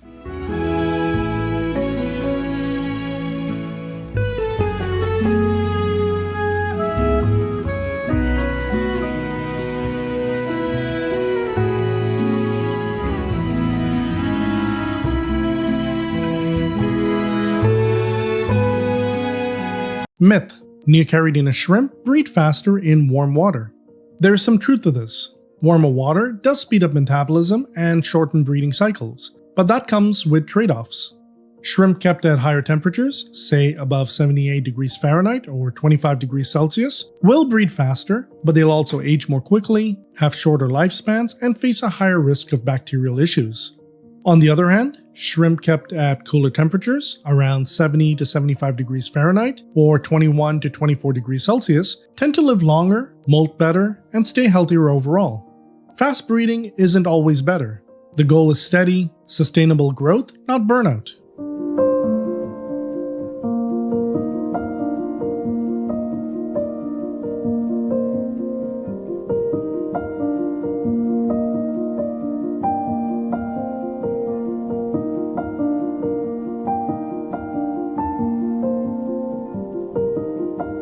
Myth: Neocaridina shrimp won't breed in community aquariums. Another myth that keeps people from trying shrimp is the idea that they won't breed in tanks with fish. The truth? They absolutely can and often do. Most of my tanks are community aquariums and my shrimp colonies are thriving. Adult shrimp will breed regardless of what fish are present. The real challenge isn't breeding, it's baby survival. In tanks with peaceful fish with plenty of plants or moss for cover, shrimp can successfully breed and raise babies right alongside their tank mates. If you're not seeing many babies, they're probably being picked off by fish. Add more hiding spots with plants, moss, or decor to give them shelter, and feed fine powdered food so it reaches them no matter where they're hiding. With enough cover and consistent feeding, your colony can still flourish even in a community aquarium. Speaking of feeding shrimp, I've created my own line of premium shrimp foods, designed not just to make feeding easier, but to give your shrimp the same natural variety and nutrition they'd find in the wild. The result? Shrimp that stay healthy, active, and thriving. Let's start with the staples, the foods you can feed once or even multiple times a week. The first is Fuse, a carefully balanced fusion of land and sea ingredients.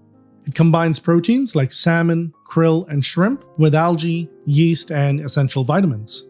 This blend delivers omega-3s for color, antioxidants for immunity, and gut-friendly nutrients that support digestion and steady growth. Fuse even comes with a tiny scoop, so you'll never have to worry about overfeeding. To complement that, there's Vita. While Fuse is protein-rich, Vita is plant-based. It's made from a blend of carrot, spinach, kale, beetroot, pumpkin, and sweet potato. Packed with fiber, minerals, and antioxidants, Vita encourages healthy molting, natural coloration, and long-term vitality, all without fillers or preservatives. And just like Fuse, Vita includes its own scoop, making it simple to measure out the right amount every time. Used together, Fuse and Vita give your shrimp the same nutritional balance they'd naturally seek in the wild. Now for the complementary foods, perfect as weekly add-ons or special treats. Snow is my snowflake food, made from soybean hull pellets. When it hits the water, it expands into a soft, fluffy layer that shrimp can graze on for days. As it breaks down, it fuels biofilm growth, one of the most important natural food sources for shrimp. It's high in fiber, safe to leave in your tank for long periods, and even doubles as a vacation food when you're away. And finally, there's Buzz, pure natural bee pollen granules. Buzz is loaded with protein, amino acids, vitamins, minerals, and antioxidants. Just a small weekly feeding gives your shrimp an incredible boost in growth, color, energy, and overall health. You can pick up any of these foods individually, grab the full 4-pack, or try the sample 4-pack if you just want to test them first. And to make it even better, you'll get 10% off with promo code FOREVER10 at checkout. I'll leave a link for you in the description and pinned comment below. These 4 signature foods make shrimp feeding easy and stress-free, while providing the same balance they'd get in the wild.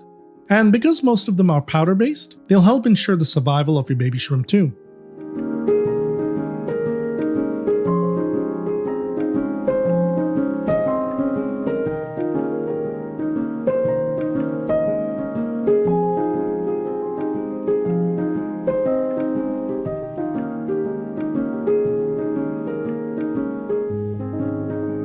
Myth: frequent water changes disturb breeding.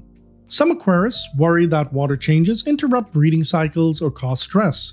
In reality, consistent maintenance is one of the best ways to encourage breeding.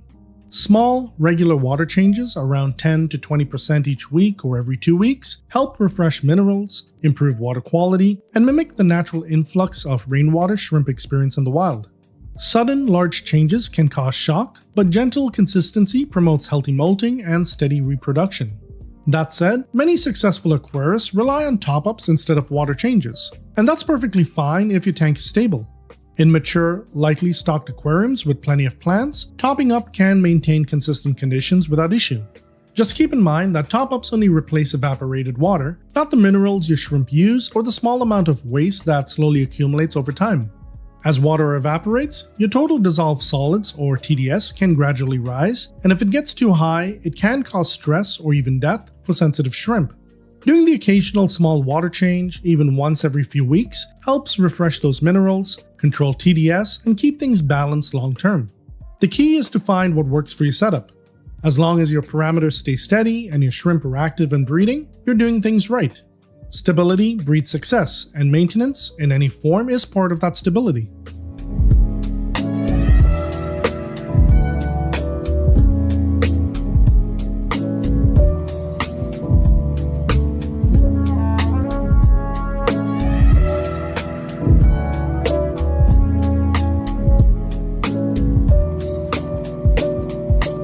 Myth: buried female shrimp can't carry new eggs.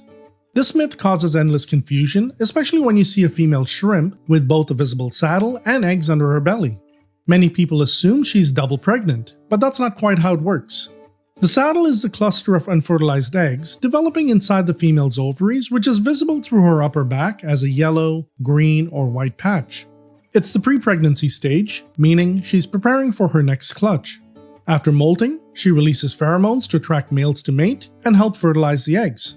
Once fertilized, the eggs are transferred from the saddle down her back to her brood pouch under the abdomen. At that point, she's buried. She'll carry those eggs externally, fanning and cleaning them for 3 to 4 weeks until they hatch. A buried female cannot mate again while carrying eggs. Her body is completely focused on nurturing the current clutch. However, it's normal to see both the saddle and eggs at the same time during the transition or when the next batch begins to form early. Understanding this difference between the saddle and buried stages helps you identify where each female is in her breeding cycle and clears up one of the most common sources of confusion in shrimp keeping.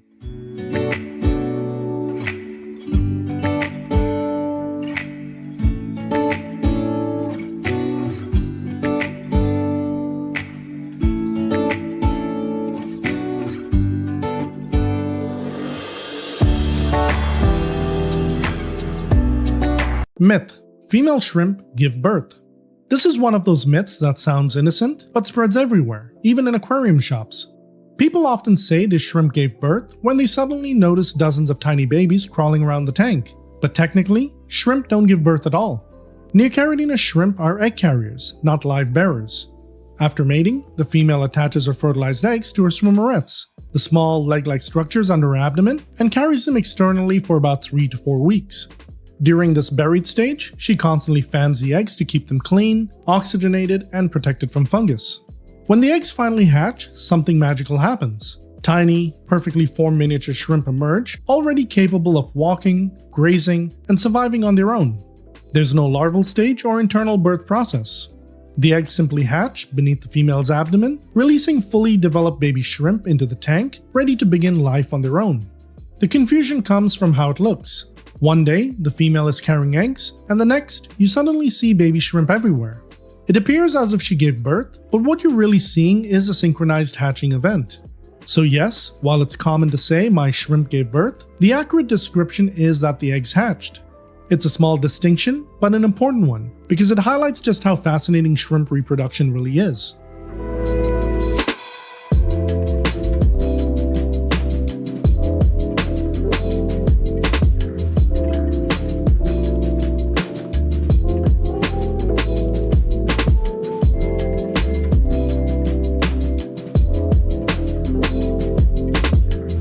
New tank syndrome is one of the most common reasons shrimp die, especially for new shrimp keepers.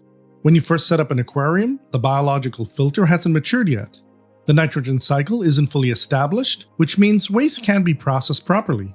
Ammonia from shrimp or fish waste, uneaten food, and decaying organic matter begins to build up, followed by nitrite. Here's the problem. Your tank can look crystal clear and still be toxic. You might test your water and see low but non-zero ammonia or nitrite and think, that doesn't seem that bad. But for shrimp, even trace amounts are unsafe. Levels that fish might tolerate can cause serious stress, failed molts, weakened immune systems, and eventually death in shrimp. This is why shrimp often die in brand new tanks. And there's another factor many people don't realize at first. New aquariums also lack biofilm. Shrimp rely heavily on biofilm, which is an invisible layer of microorganisms, bacteria, algae, and organic compounds that naturally forms on surfaces like glass, substrate, plants, and decor. Biofilm isn't just a bonus food source, it plays a major role in digestion, nutrition, and overall shrimp health. In a brand new tank, that biofilm simply hasn't had time to develop yet. So even if water parameters look almost ready, the tank itself may not be. To prevent new tank syndrome from killing your shrimp, give your aquarium time to fully cycle, usually around 3 to 4 weeks. At the end of this period, test your water and make sure ammonia and nitrite consistently read 0 before adding shrimp. If you want to speed things up slightly, you can take a sponge from an established filter and gently squeeze it into your new tank or near the filter intake. This introduces beneficial bacteria and helps jumpstart biofilm growth. You can also ghost feed once a week by adding a very small amount of powdered food. As it breaks down, it provides an ammonia source that helps establish the nitrogen cycle. By giving your tank time to mature, beneficial bacteria and biofilm can establish across all surfaces. That stability, more than anything else, is what dramatically improves shrimp survival in new tanks.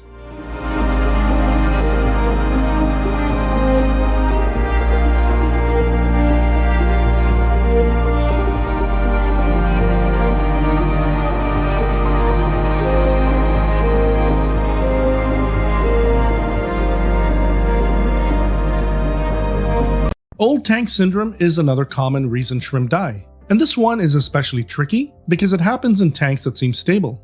Unlike new tank syndrome, nothing crashes overnight. Over time, waste slowly builds up in older aquariums if regular maintenance isn't kept up.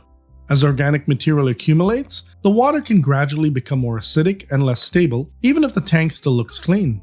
When this happens, the aquarium loses its ability to buffer changes and maintain consistency. At the same time, the biological filter can slowly lose efficiency. Filter media becomes clogged, oxygen flow through the media drops, and beneficial bacteria begin to decline as conditions shift.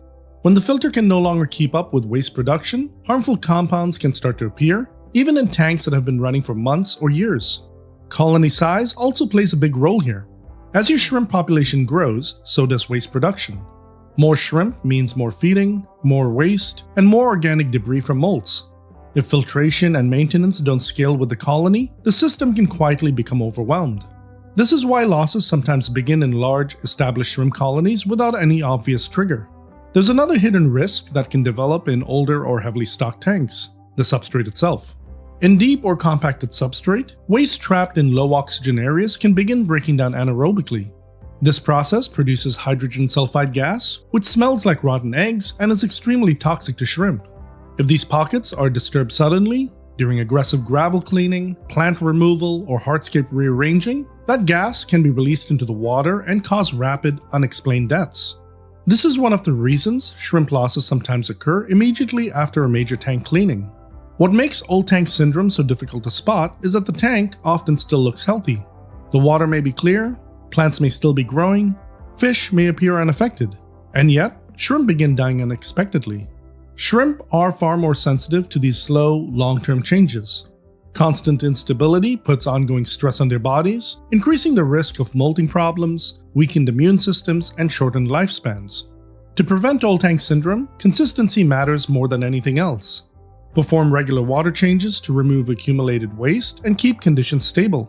Pay attention to slow trends like TDS creeping up, nitrates gradually rising, or pH slowly dropping instead of waiting for something dramatic to happen.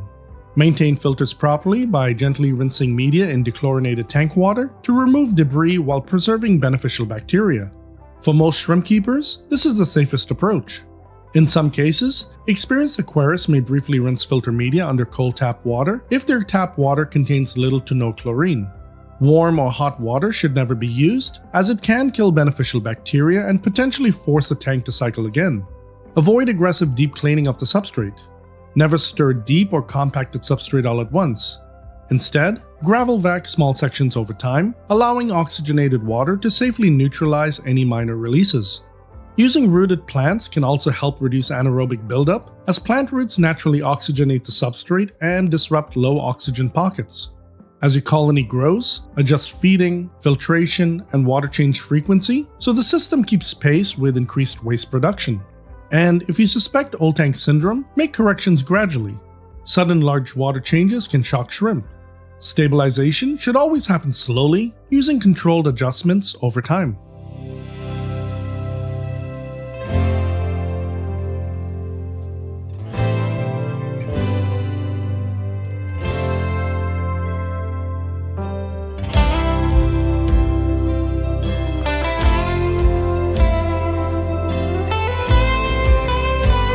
Toxins and contaminants are a major cause of sudden shrimp deaths, especially in tanks that were otherwise stable. Shrimp are incredibly sensitive to chemicals that may seem harmless to us, or even to fish. Tiny amounts of toxins entering an aquarium can cause rapid stress, failed molts, paralysis, or death, often with little warning. In many cases, shrimp die quickly, while fish appear unaffected, which makes the cause easy to overlook. One of the most common sources is tap water. Many water supplies contain chlorine or chloramine. These are safe for people, but extremely toxic to shrimp. Untreated tap water added during water changes or top-offs can be deadly. Heavy metals, especially copper, are another major threat. Copper can enter aquariums through tap water, old plumbing, medications, fertilizers, algae treatments, or food not designed for invertebrates. Shrimp absorb copper into their bodies, where it accumulates over time and interferes with vital biological processes, potentially causing death. Natural materials can also be a hidden source of contamination, and this one catches many shrimp keepers off guard. Wood, leaves, seed pods, and botanicals collected around your home or outdoors can absorb pollutants from their surroundings. Items gathered near roads, parking lots, or driveways are particularly risky, as they may be contaminated with car exhaust residue, oil, brake dust, road salt, or surface runoff. Even materials collected from places that appear clean, such as forests, parks, or trails, can still carry pesticides, herbicides, fertilizers, or heavy materials from agricultural runoff or airborne pollution. Once submerged, these contaminants can slowly leach into the aquarium water, exposing shrimp to toxins over time. Because shrimp are so sensitive, even very small amounts of these pollutants can cause stress, failed molts, paralysis, or sudden deaths. In many cases, the effects don't appear immediately, which makes the source of the problem difficult to trace. Household chemicals are another hidden danger. Soap residue on hands or tools, cleaning sprays, air fresheners, insecticides, perfumes, and even some fertilizers used near the tank can contaminate the water. Shrimp are vulnerable to both direct contact and airborne contaminants. And here's the frustrating part. These toxins don't always show up on standard water tests. A tank can test perfect and still be toxic to shrimp. To reduce the risk, always use a quality water conditioner when adding tap water to neutralize chlorine and chloramine and to bind heavy metals. Avoid medications, algae treatments, or fertilizers that contain copper unless they're clearly labeled shrimp safe. If you use natural wood or botanicals, source them carefully and prepare them properly. Thoroughly clean, boil, or soak them for an extended period before adding them to the tank. If collecting locally, avoid areas near roads, parking lots, agricultural fields, lawns, or industrial zones where exposure to chemicals and runoff is more likely. Choose remote, undisturbed areas whenever possible. Wash your hands thoroughly before working in your aquarium and ensure there's no soap residue. Rinse tools and equipment well before use. Keep household cleaners, sprays, insecticides, and fragrances far away from the tank, and avoid spraying anything in the same room as your aquarium. If shrimp suddenly begin acting abnormally, such as frantic swimming, lethargy, twitching, or gathering near the surface, chemical contamination may be the cause. In these situations, perform an emergency water change of around 40 to 50% to dilute toxins quickly. In severe cases, this can be repeated the following day if shrimp are still showing signs of distress, as long as the new water is fully dechlorinated and closely matched in temperature and parameters. Adding fresh, activated carbon for 1 to 3 days after the water change can also help remove lingering contaminants. Once shrimp behavior returns to normal, the carbon can be removed.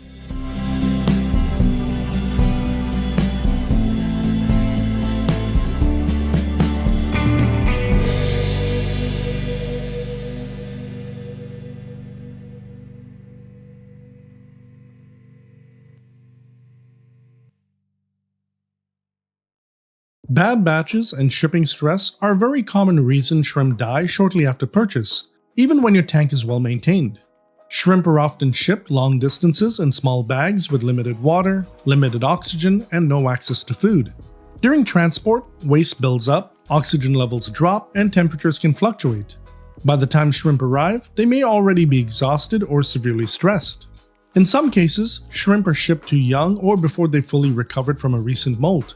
Molting is extremely energy intensive, and shrimp shipped during or shortly after a molt are far more vulnerable to stress and osmotic shock. That's why entire groups of shrimp sometimes decline within the first few days. These losses are often blamed on water parameters, when in reality the shrimp arrived compromised. Shipping stress also makes shrimp far more sensitive to small parameter differences that healthy shrimp would normally tolerate. Minor shifts in temperature, TDS, or pH can become fatal when shrimp are already worn down. This is what people usually mean when they refer to a bad batch. To reduce losses, buy shrimp from reputable breeders or sellers who ship healthy, well-conditioned stock. When possible, choose juvenile shrimp rather than fully grown adults, as juveniles usually adapt more easily and handle shipping stress better. Avoid shipping during extreme weather whenever possible. When your shrimp arrive, acclimate them slowly using a drip acclimation method. If you already use a method that works well for you, consistency matters more than the method itself. Turn off aquarium lights during and after acclimation to reduce stress, and avoid feeding for the first 24 hours. Introduce new shrimp only into mature, stable tanks with plenty of hiding places and established biofilm. And if you experience repeated losses from a new group despite stable conditions, don't rush to add more shrimp. Pause, reassess the source, and make adjustments before restocking. Because sometimes, it's not your tank, it's the condition the shrimp arrived in.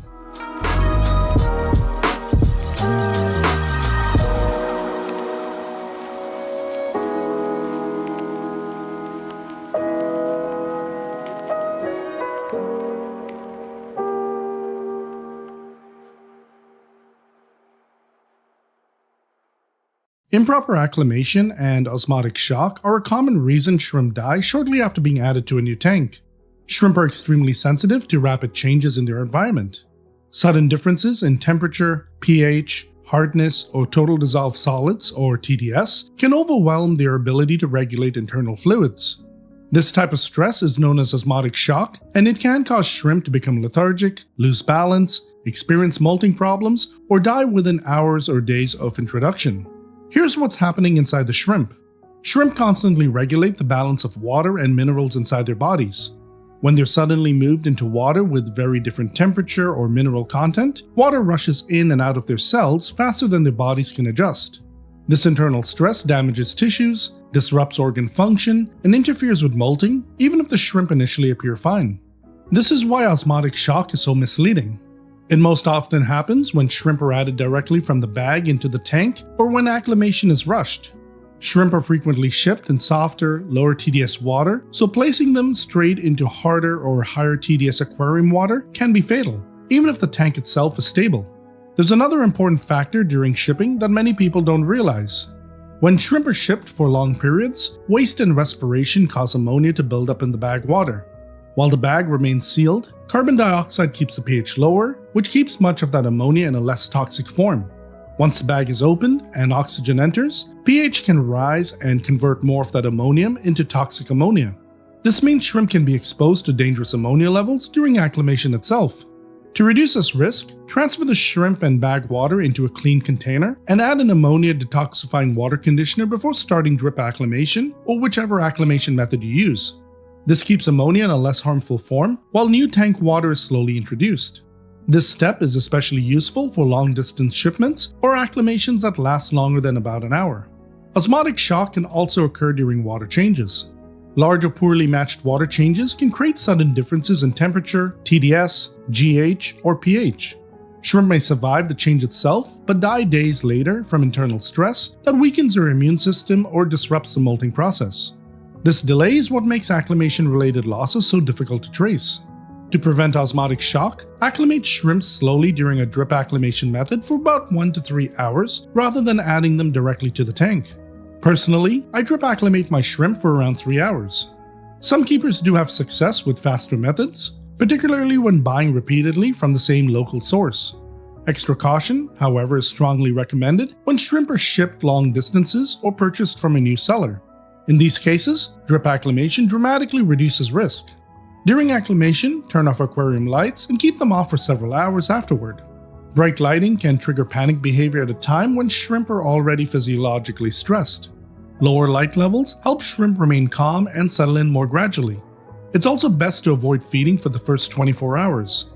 Newly acclimated shrimp are focused on adjusting to their new environment, and uneaten food can quickly impact water quality. Waiting a day allows shrimp to stabilize, graze naturally on biofilm, and reduces additional stress.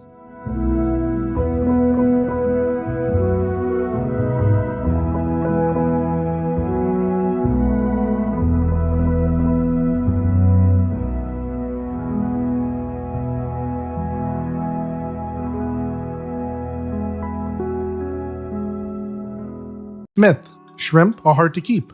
A lot of new shrimp keepers worry that species like Neocaridina or Amano shrimp are just too difficult to care for. I often see comments like they just die for no reason, or they're way too much work. But the truth is, shrimp aren't nearly as hard to keep as they're made out to be.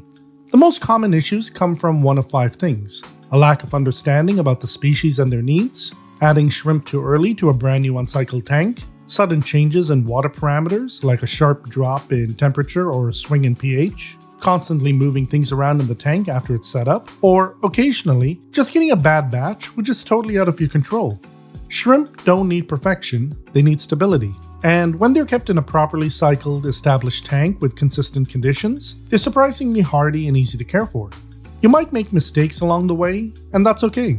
What matters most is not giving up, but continuing to learn. Because the more you understand, the easier it becomes to know what your shrimp need and how to help them thrive.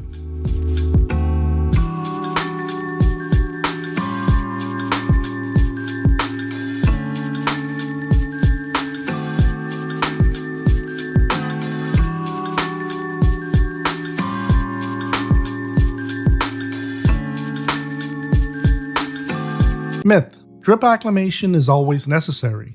There are 2 main ways people acclimate shrimp.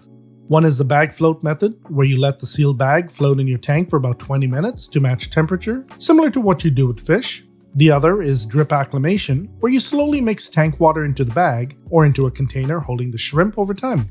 Now, drip acclimation can absolutely help, especially if the shrimp are coming from drastically different water parameters. But if your water is similar to your local fish store, breeder, or you're just moving shrimp between your own tanks, a long acclimation process may not be necessary.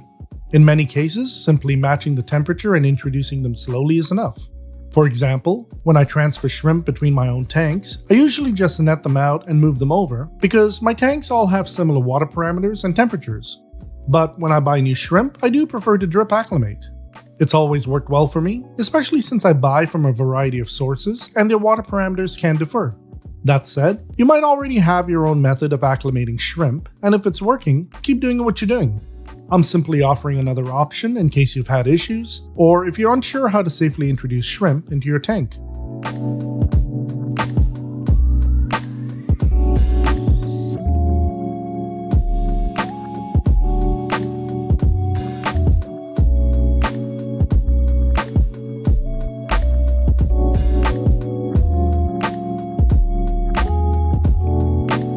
Myth: shrimp can live with any fish. It's easy to assume that if a fish is small or labeled as peaceful, it must be shrimp safe, but that's not always true. Most fish are omnivores and opportunistic feeders, and baby shrimp can look like a quick snack. Some fish won't hesitate to harass or pick at adult shrimp, even if they aren't big enough to eat them outright. Bettas and dwarf gouramis are prime examples of this. Even common community fish like guppies, tetras, or rasboras can cause problems, especially in tanks without enough hiding spaces.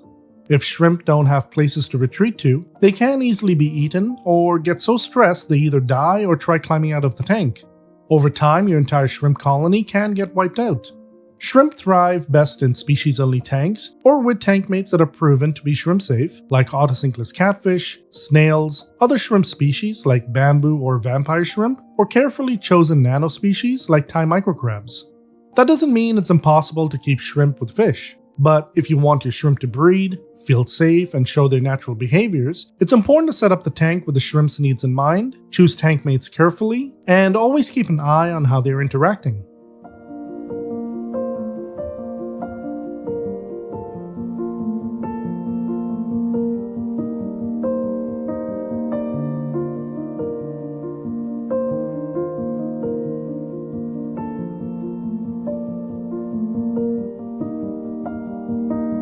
Myth: shrimp need salt in their water. I see this pop up from time to time in the comments, but for freshwater shrimp like Neocaridina, Amano, or bamboo shrimp, salt isn't necessary, and over time, it can actually do more harm than good. These shrimp are adapted to live in freshwater, not brackish or marine environments. Adding salt without a specific reason can stress them out or disrupt the delicate balance of minerals they rely on for molting and long-term health. That said, aquarium salt does have its place. It can be helpful when treating parasites like Scudarella japonica, but only as a short-term treatment.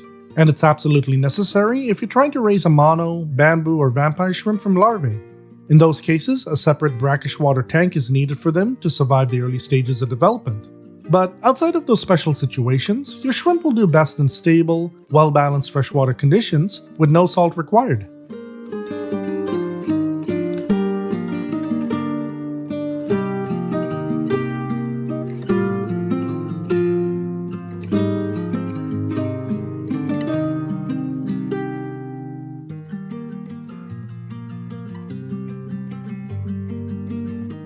Myth: you need a spotless, crystal clear tank.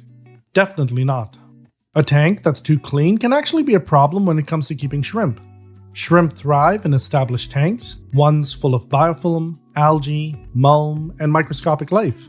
That gunk on your sponge filter? That's a full-on buffet for your shrimp.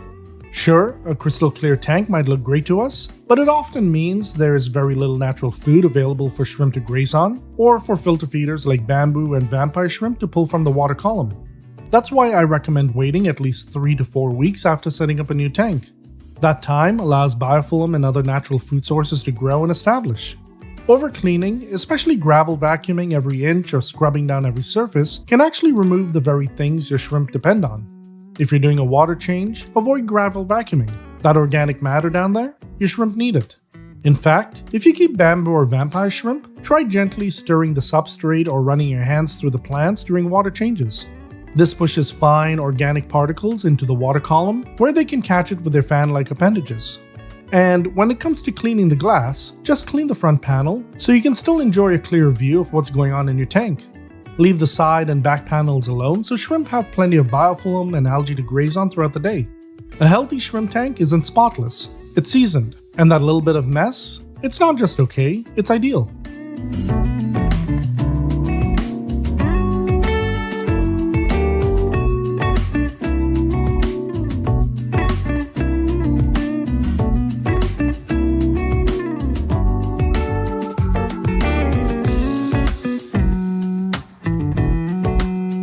Myth: shrimp should only scavenge for food.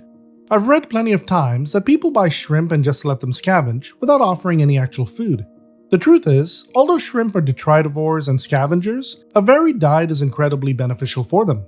It helps them grow, molt, breed, and stay healthy by providing a wide range of nutrients. Feeding a shrimp only one type of food can lead to a nutritional gap. Instead, aim to offer a mix of protein-rich foods like Fuse or Buzz, which are part of my premium shrimp food collection, along with blanched vegetables like spinach or carrots.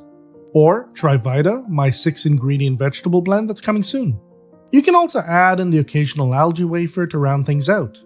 Even live or frozen foods like baby brine shrimp can mimic their natural diet and encourage active, healthy scavenging behavior. That variety is what keeps shrimp vibrant and thriving, not just surviving. So don't be afraid to switch things up and give your shrimp a more balanced, diverse diet. They'll thank you for it. If you'd like to try Fuse or Buzz with your shrimp, you'll find the link in the description and pinned comment below. Plus, you can get 10% off with the promo code FOREVER10 at checkout.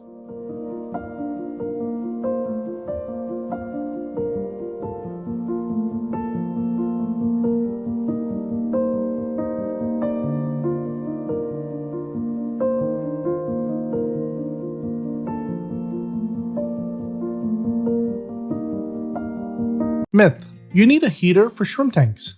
It's a common belief, especially among aquarists coming over from the fish keeping world, that you must have a heater in your shrimp tank. But for most freshwater shrimp, especially Neocaridina shrimp, that's not the case. Neocaridina shrimp are incredibly adaptable and do just fine at typical room temperatures, but can tolerate anywhere from 57 to 86 degrees Fahrenheit, which is around 14 to 30 degrees Celsius. In fact, cooler water can actually help extend their lifespan and slow down their metabolism, which means they don't breed or molt as quickly, but they often live longer, healthier lives overall. My buddy Mark Shelley from Mark Shelley Aquatics kept Neocaridina shrimp in an outdoor pond through near freezing temperatures, and when spring came around, they were still thriving. Now, if your home gets really cold in the winter and water temperatures drop drastically, then yes, adding a heater to maintain a stable baseline might help. But in most indoor environments, especially heated homes, a heater usually isn't necessary. In fact, it can sometimes cause problems if it malfunctions or overheats the tank. I only use heaters, not because my shrimp need them, but because I keep fish with them and to help lock in a consistent temperature at all times. Like with many things in shrimp keeping, stability matters more than precision. Whether or not you use a heater, just make sure your temperatures stay consistent and your shrimp will be just fine.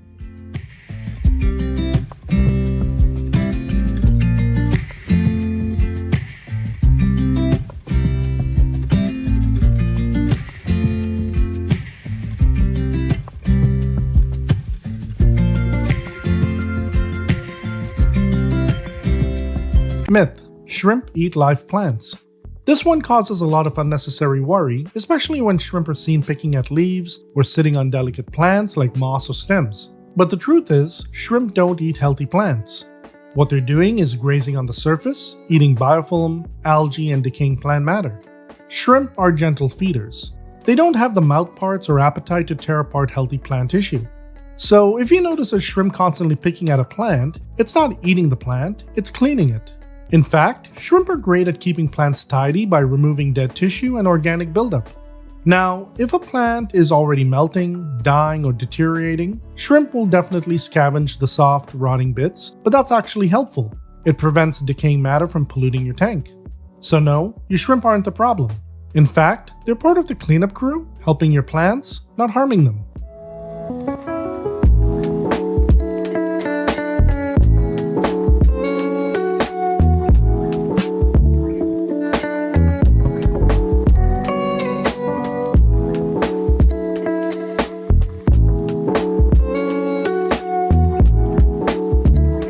Myth: shrimp clean the tank for you.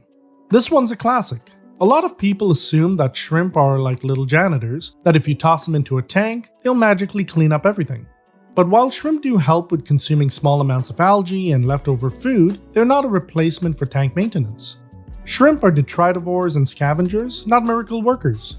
They'll pick at biofilm, detritus, and leftover particles, but they don't completely remove fish waste, clean the glass, or prevent algae blooms. In fact, overfeeding or overstocking, especially under the assumption that the shrimp will take care of it, can lead to poor water quality and stressed shrimp. Think of shrimp as a complement to your cleaning routine, not a substitute for it. They're great at nibbling on what's already there, but they still rely on you to keep the water parameters stable, perform regular maintenance, and avoid overfeeding.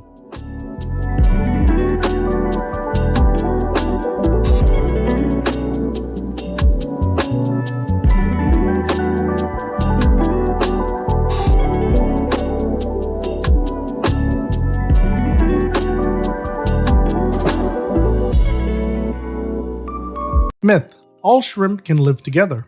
At first glance, it might seem like shrimp are shrimp, and that you can mix different types in the same tank without any problems. But in reality, not all shrimp are compatible, and mixing them can lead to stress, failed breeding, or even competition for food and space.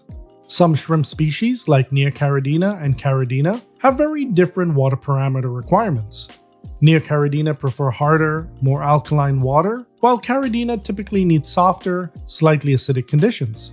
Putting them together usually means compromising, which can lead to poor health, molting issues, and lower survival rates for both species. There's also the issue of hybridization. If you keep different color variants of Neocaridina, like red cherries and blue dream, in the same tank, they'll interbreed.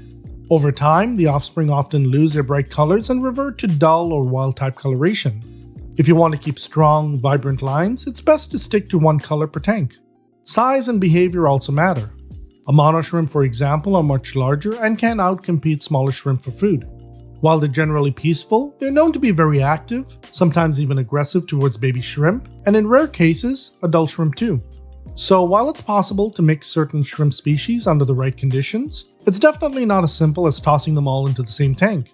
If you want your shrimp to thrive and avoid headaches, it's always safe to research compatibility and plan your setup carefully.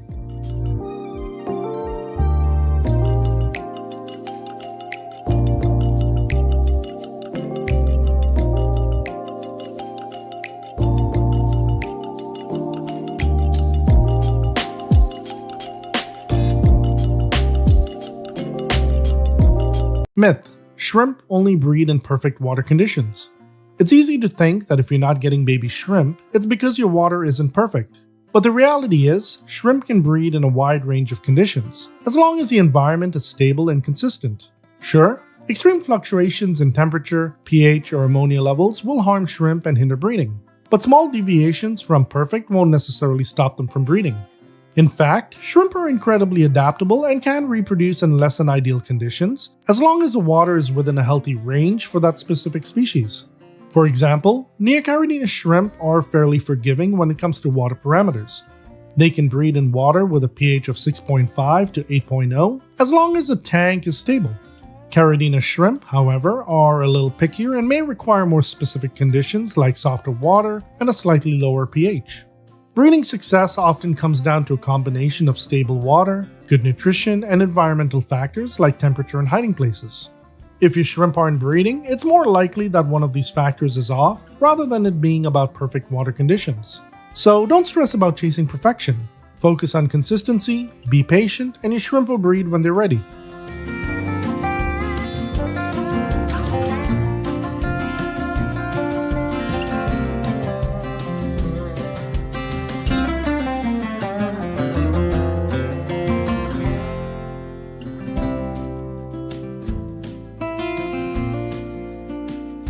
Myth: copper will kill shrimp. A lot of you have heard that copper is toxic to shrimp, and for good reason. It absolutely is when used in excess, like when medicating a sick fish. But here's a twist. Copper is often present in shrimp food in trace amounts, and in those small quantities, it's not harmful to shrimp at all. Copper is actually essential in tiny amounts for many organisms, including shrimp, as it plays a key role in their metabolism and enzyme functions. Copper can also be found in some aquarium fertilizers. In most cases, the trace amounts are not harmful to shrimp. However, it's always a good idea to check that any fertilizers or additives you're using are labeled as shrimp safe. That way, you can avoid potential issues with copper or other chemicals that might harm your shrimp. Now, I use an all-in-one liquid fertilizer called Thrive S by Nylog G Aquatics. For those of you looking for that perfect fertilizer, this could be the one for you as it's completely copper-free. If you're interested in checking it out, I'll leave a link for you in the description below.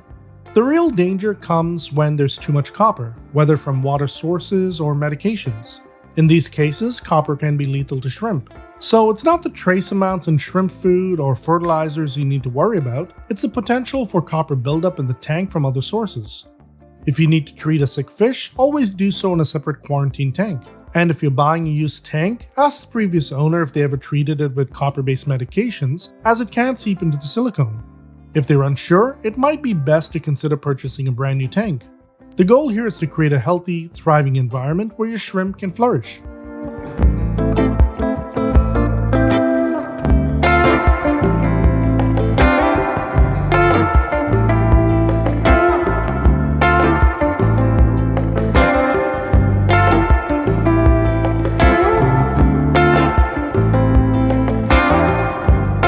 Fish-only tanks are by far the most popular choice for beginners.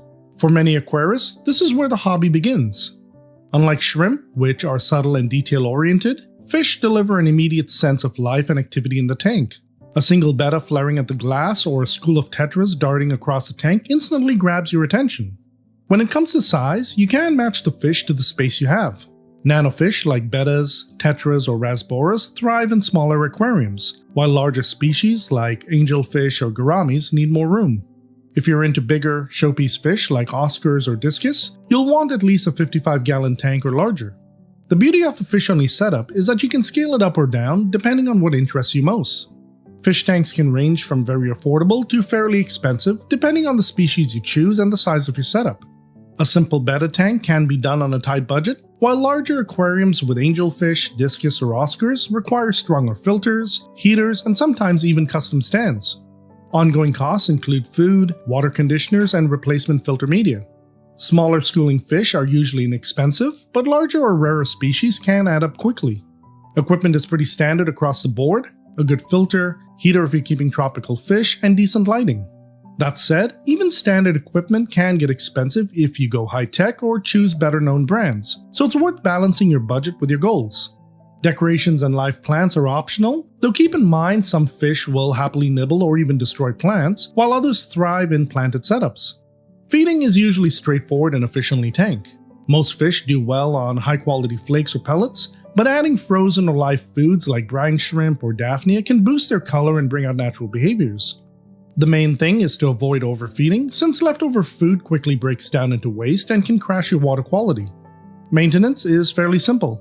Weekly or bi-weekly water changes of 20% or more are enough, depending on the species and the size of fish you keep, along with routine filter cleaning depending on the type, whether you're running sponge filters, hang-on back filters, or canister filters. You'll also need to clean algae off the glass and occasionally trim plants if you have them. If you're going on vacation, you've got 3 options. Skip feeding for a few days, use an automatic feeder, or have someone check in. Skipping meals is fine for up to a week in most cases, but if you'll be away longer, an automatic feeder or a trusted helper becomes essential. The bottom line is, a fish-only tank gives you personality, movement, and flexibility, whether it's a small nano setup or a big display centerpiece.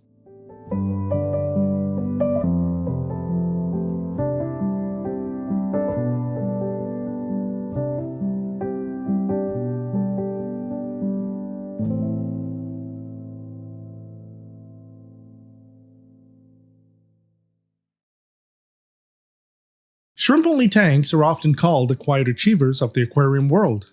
They don't have the flashy movement of fish, but they make up for it with fascinating behavior and a level of detail you'll never get tired of watching. Imagine a cluster of tiny shrimp grazing together on a leaf, or filter-feeding shrimp fanning the water column for food. Calm, delicate, and endlessly fascinating.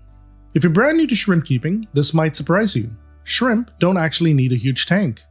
Neocaridina shrimp, like red cherry shrimp, can live in something as small as 5 gallons. But here's a catch. Smaller tanks swing in parameters very easily. I recommend at least a 10-gallon setup because the larger water volume is far more stable. Patience is everything. Shrimp rely heavily on biofilm, microfauna, and overall stability. You should let the tank establish for at least 3 to 4 weeks before adding any shrimp. If you add them too soon, you risk losing most of your colony to swings in water parameters or lack of food. It's also important to match species to the right setup. Neocaridina are hardy and perfect for beginners. Bamboo and vampire shrimp need at least 20 gallons, strong flow, and a mature tank. Caridina and Sulawesi shrimp need precise, stable conditions. Mixing them into a Neocaridina style setup almost always ends badly. Cost varies a lot. Higher grade and certain colored Neocaridina, like black rose shrimp, can cost more than your ordinary red cherry shrimp. Amano, bamboo, and vampire shrimp are pricier due to size. Caridina and Sulawesi can range from $10 to $30 each, with rarer types climbing past $200 per shrimp. Maintenance is light but precise. Weekly 10 to 20% water changes are helpful in newer setups, but in mature tanks, bi-weekly or less often works. Some shrimp keepers find that simply topping off their tank is enough. Stability is the key. Mulm, biofilm, detritus, and algae aren't dirt, they're food. Vacuuming should be minimal, and routine care usually means rinsing the sponges, plant trimming, and light algae scraping off the front glass while leaving the side panels alone. Vacation care is where shrimp tanks shine. A mature, planted setup with botanicals and snowflake pellets added can sustain shrimp for 1 to 2 weeks. Unlike fish, shrimp don't overeat and have a low bioload, so they don't really foul the water. I've created my own line of premium shrimp foods, designed not just to make feeding easier, but to give your shrimp the same natural variety and nutrition they'd find in the wild, keeping them healthy, active, and thriving. Let's start with the staple foods, the ones you can feed once or even multiple times a week.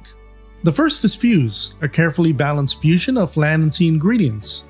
It blends proteins like salmon, krill, and shrimp with algae, yeast, and essential vitamins. That combination gives your shrimp omega-3s for color, antioxidants for immunity, and gut-friendly nutrients that support digestion and steady growth. In short, Fuse is an all-in-one diet that helps build a strong, thriving colony. To complement that, there's Vita. Where Fuse is protein-heavy, Vita is entirely plant-based. It's made from a blend of vegetables like carrot, spinach, kale, beetroot, pumpkin, and sweet potato. Packed with fiber, minerals, and antioxidants, Vita encourages healthy molting, natural coloration, and long-term vitality, all without fillers or preservatives. Used together, Fuse and Vita give your shrimp the same balance they'd naturally seek out in the wild. Next are the complementary foods, perfect as weekly add-ons or treats. Snow is my snowflake food, which are soybean hull pellets. When it hits the water, it expands into a soft, fluffy layer that shrimp graze on for days. As it breaks down, it also fuels biofilm growth, one of the most natural food sources for shrimp. It's high in fiber, safe to leave in the tank for a long period of time, and even works as an ideal vacation food when you're away. And finally, there's Buzz, pure, natural bee pollen granules. Buzz is loaded with protein, amino acids, vitamins, minerals, and powerful antioxidants. It gives your shrimp an incredible boost for growth, color, energy, and overall health. Even a small weekly feeding of Buzz can make a noticeable difference in your colony. The great part is, you can pick up any of these foods individually, as a 4-pack, or even as a sample 4-pack if you just want to test them out. And to make it even better, you can get 10% off when you use promo code FOREVER10 at checkout. You'll find the link in the description and pinned comment below. These 4 signature foods make shrimp feeding easy and stress-free while giving them the same balance they'd get in the wild.